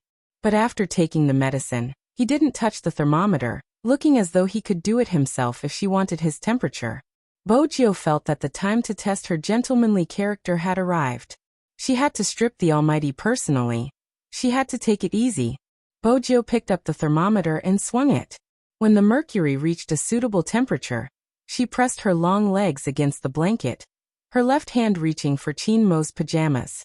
However, he was still very well behaved and unbuttoned the top button. Chin-mo placed the magazine down, looking at the youngster with a deep gaze. "Do you think this is accurate?" He exerted force, placing the youngster's palm on his chest. Bojio's ears flushed when the temperature reached her. The youngster was still proper, sticking to her position as she stuffed the thermometer into Qin Mo's armpit. She retracted her hand quickly, but when she remembered that she would have to go through another round of seduction when she took the thermometer out, Bojiu felt that it was a test. Qin Mo didn't force her too much. Actually, it was enough as long as a certain someone appeared. When she lowered her head, she could see the youngster's side profile as she pulled out the thermometer. How could this youngster think of climbing over the wall to visit a patient? 37.6 degrees, he still has a slight fever. Bojiu frowned, pulling the blanket over him. Rest for another day. Before Qin Mo could reply, Bojiu stood up. She stuffed a hand into her pocket and dialed Feng Yi's number. I won't be going today. He still has a fever. Me? Of course, I won't be going either. I have to look after Brother Mo. Send me the National League's information. I'll take a look at it with Brother Mo. Feng Yi had only wanted Little Spade to look after him for a day. How did it turn into 2 days? He knew he wouldn't be able to leave. Even if Little Spade wanted to leave, a certain someone would find a way to stay. But it wasn't a direct method. Qin Mo was indeed thinking of a reason to force the youngster to stay if she wanted to leave. Now that he received such a call, the corners of his mouth curled up. Especially that sentence. Me. Of course, I won't go either. I want to look after Brother Mo. It was pleasing to the ear. Bojiu wasn't good at taking care of others. Other than when she was attentive towards Qin Mo, she was indeed more manly in other aspects. For example, the princess was also hungry and meowed at the young man, asking him to fulfill his promise to feed her fish. Bojiu thought for a moment. The princess was overjoyed. After that, Bojiu poured some water for it. Drink it.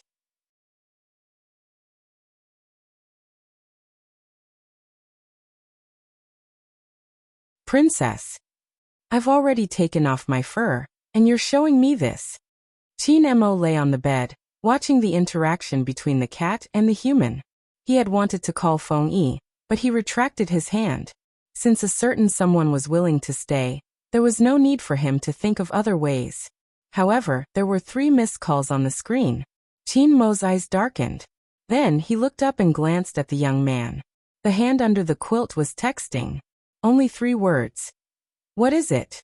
The Special Forces soldier on the other side of the phone had been waiting for news from the top.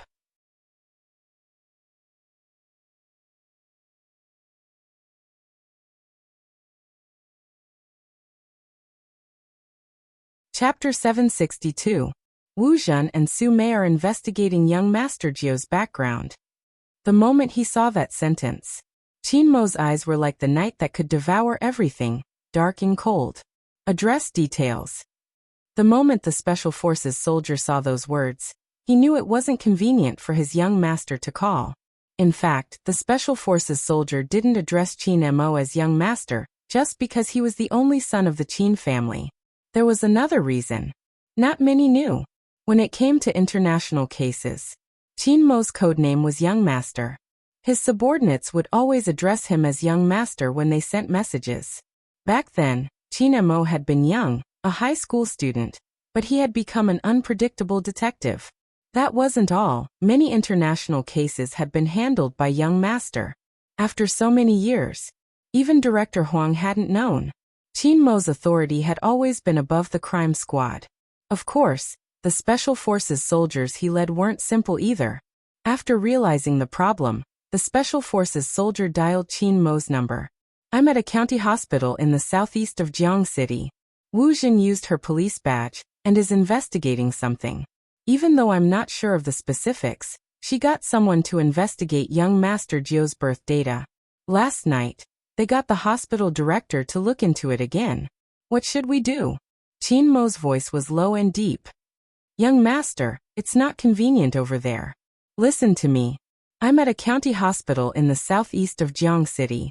While Qin Mo was on the phone, Bojiu glanced over at him. Qin Mo replied as though he was dealing with a business matter. Since someone is looking for trouble, let's cut her off. It was a code word. Those who worked under Qin Mo could naturally tell what he was talking about. I'll contact the local troops and get them to send someone over to deal with this. More importantly, someone was abusing his identity as a criminal police officer after leaving his post. The Special Forces soldier narrowed his eyes. Indeed, it's time to get serious. Do as you see fit. Qin Mo flipped through the business magazine, his attitude nonchalant. Remember to send me the information after you cut her off. As for the rest, do as you please. The Special Forces soldier felt a chill down his spine as he listened to the voice on the other side. This time, young master must be really angry. Director Huang had made a huge mistake. Or perhaps it had nothing to do with Director Huang. It was a problem with the system. Because Wu Zhen's surname was Wu, they did not follow the procedure to collect her documents. He was still thinking of switching levels. The Special Forces soldier shook his head and jumped into the car door like a leopard. Even when he was driving, he had this kind of drive. From this, one could see. Qin Mo, who could command such a person at any time, was never simple. Bojiu was still watching the Almighty. On the other side, Qin Mo had already hung up the phone. He flipped through the magazine as if nothing had happened. At that moment, Bojiu started to suspect that she was overthinking. She had clearly seen the intense hostility in the Almighty's eyes. How did he turn back into a sickly beauty, after a flash? Qin Mo allowed the youngster to size him up. His handsome side profile didn't change at all. Instead, he looked even more elegant and elegant. The hand that was transfusing the fluid was just casually placed there. He did not know if it was intentional or not. When Bojiu saw this, her suspicions disappeared. On the other hand, when Qin Mo lowered his lids, a glint flashed across his eyes. You're tuning in to the Li Mei's Wuxia Whispers YouTube channel. We're so grateful for your support, and don't forget to subscribe to join us on this incredible journey through captivating stories. Your generosity through donations truly makes a world of difference, as it's the primary source of revenue that allows me to expand and enhance this channel for you. Thank you from the bottom of my heart for being a part of this adventure.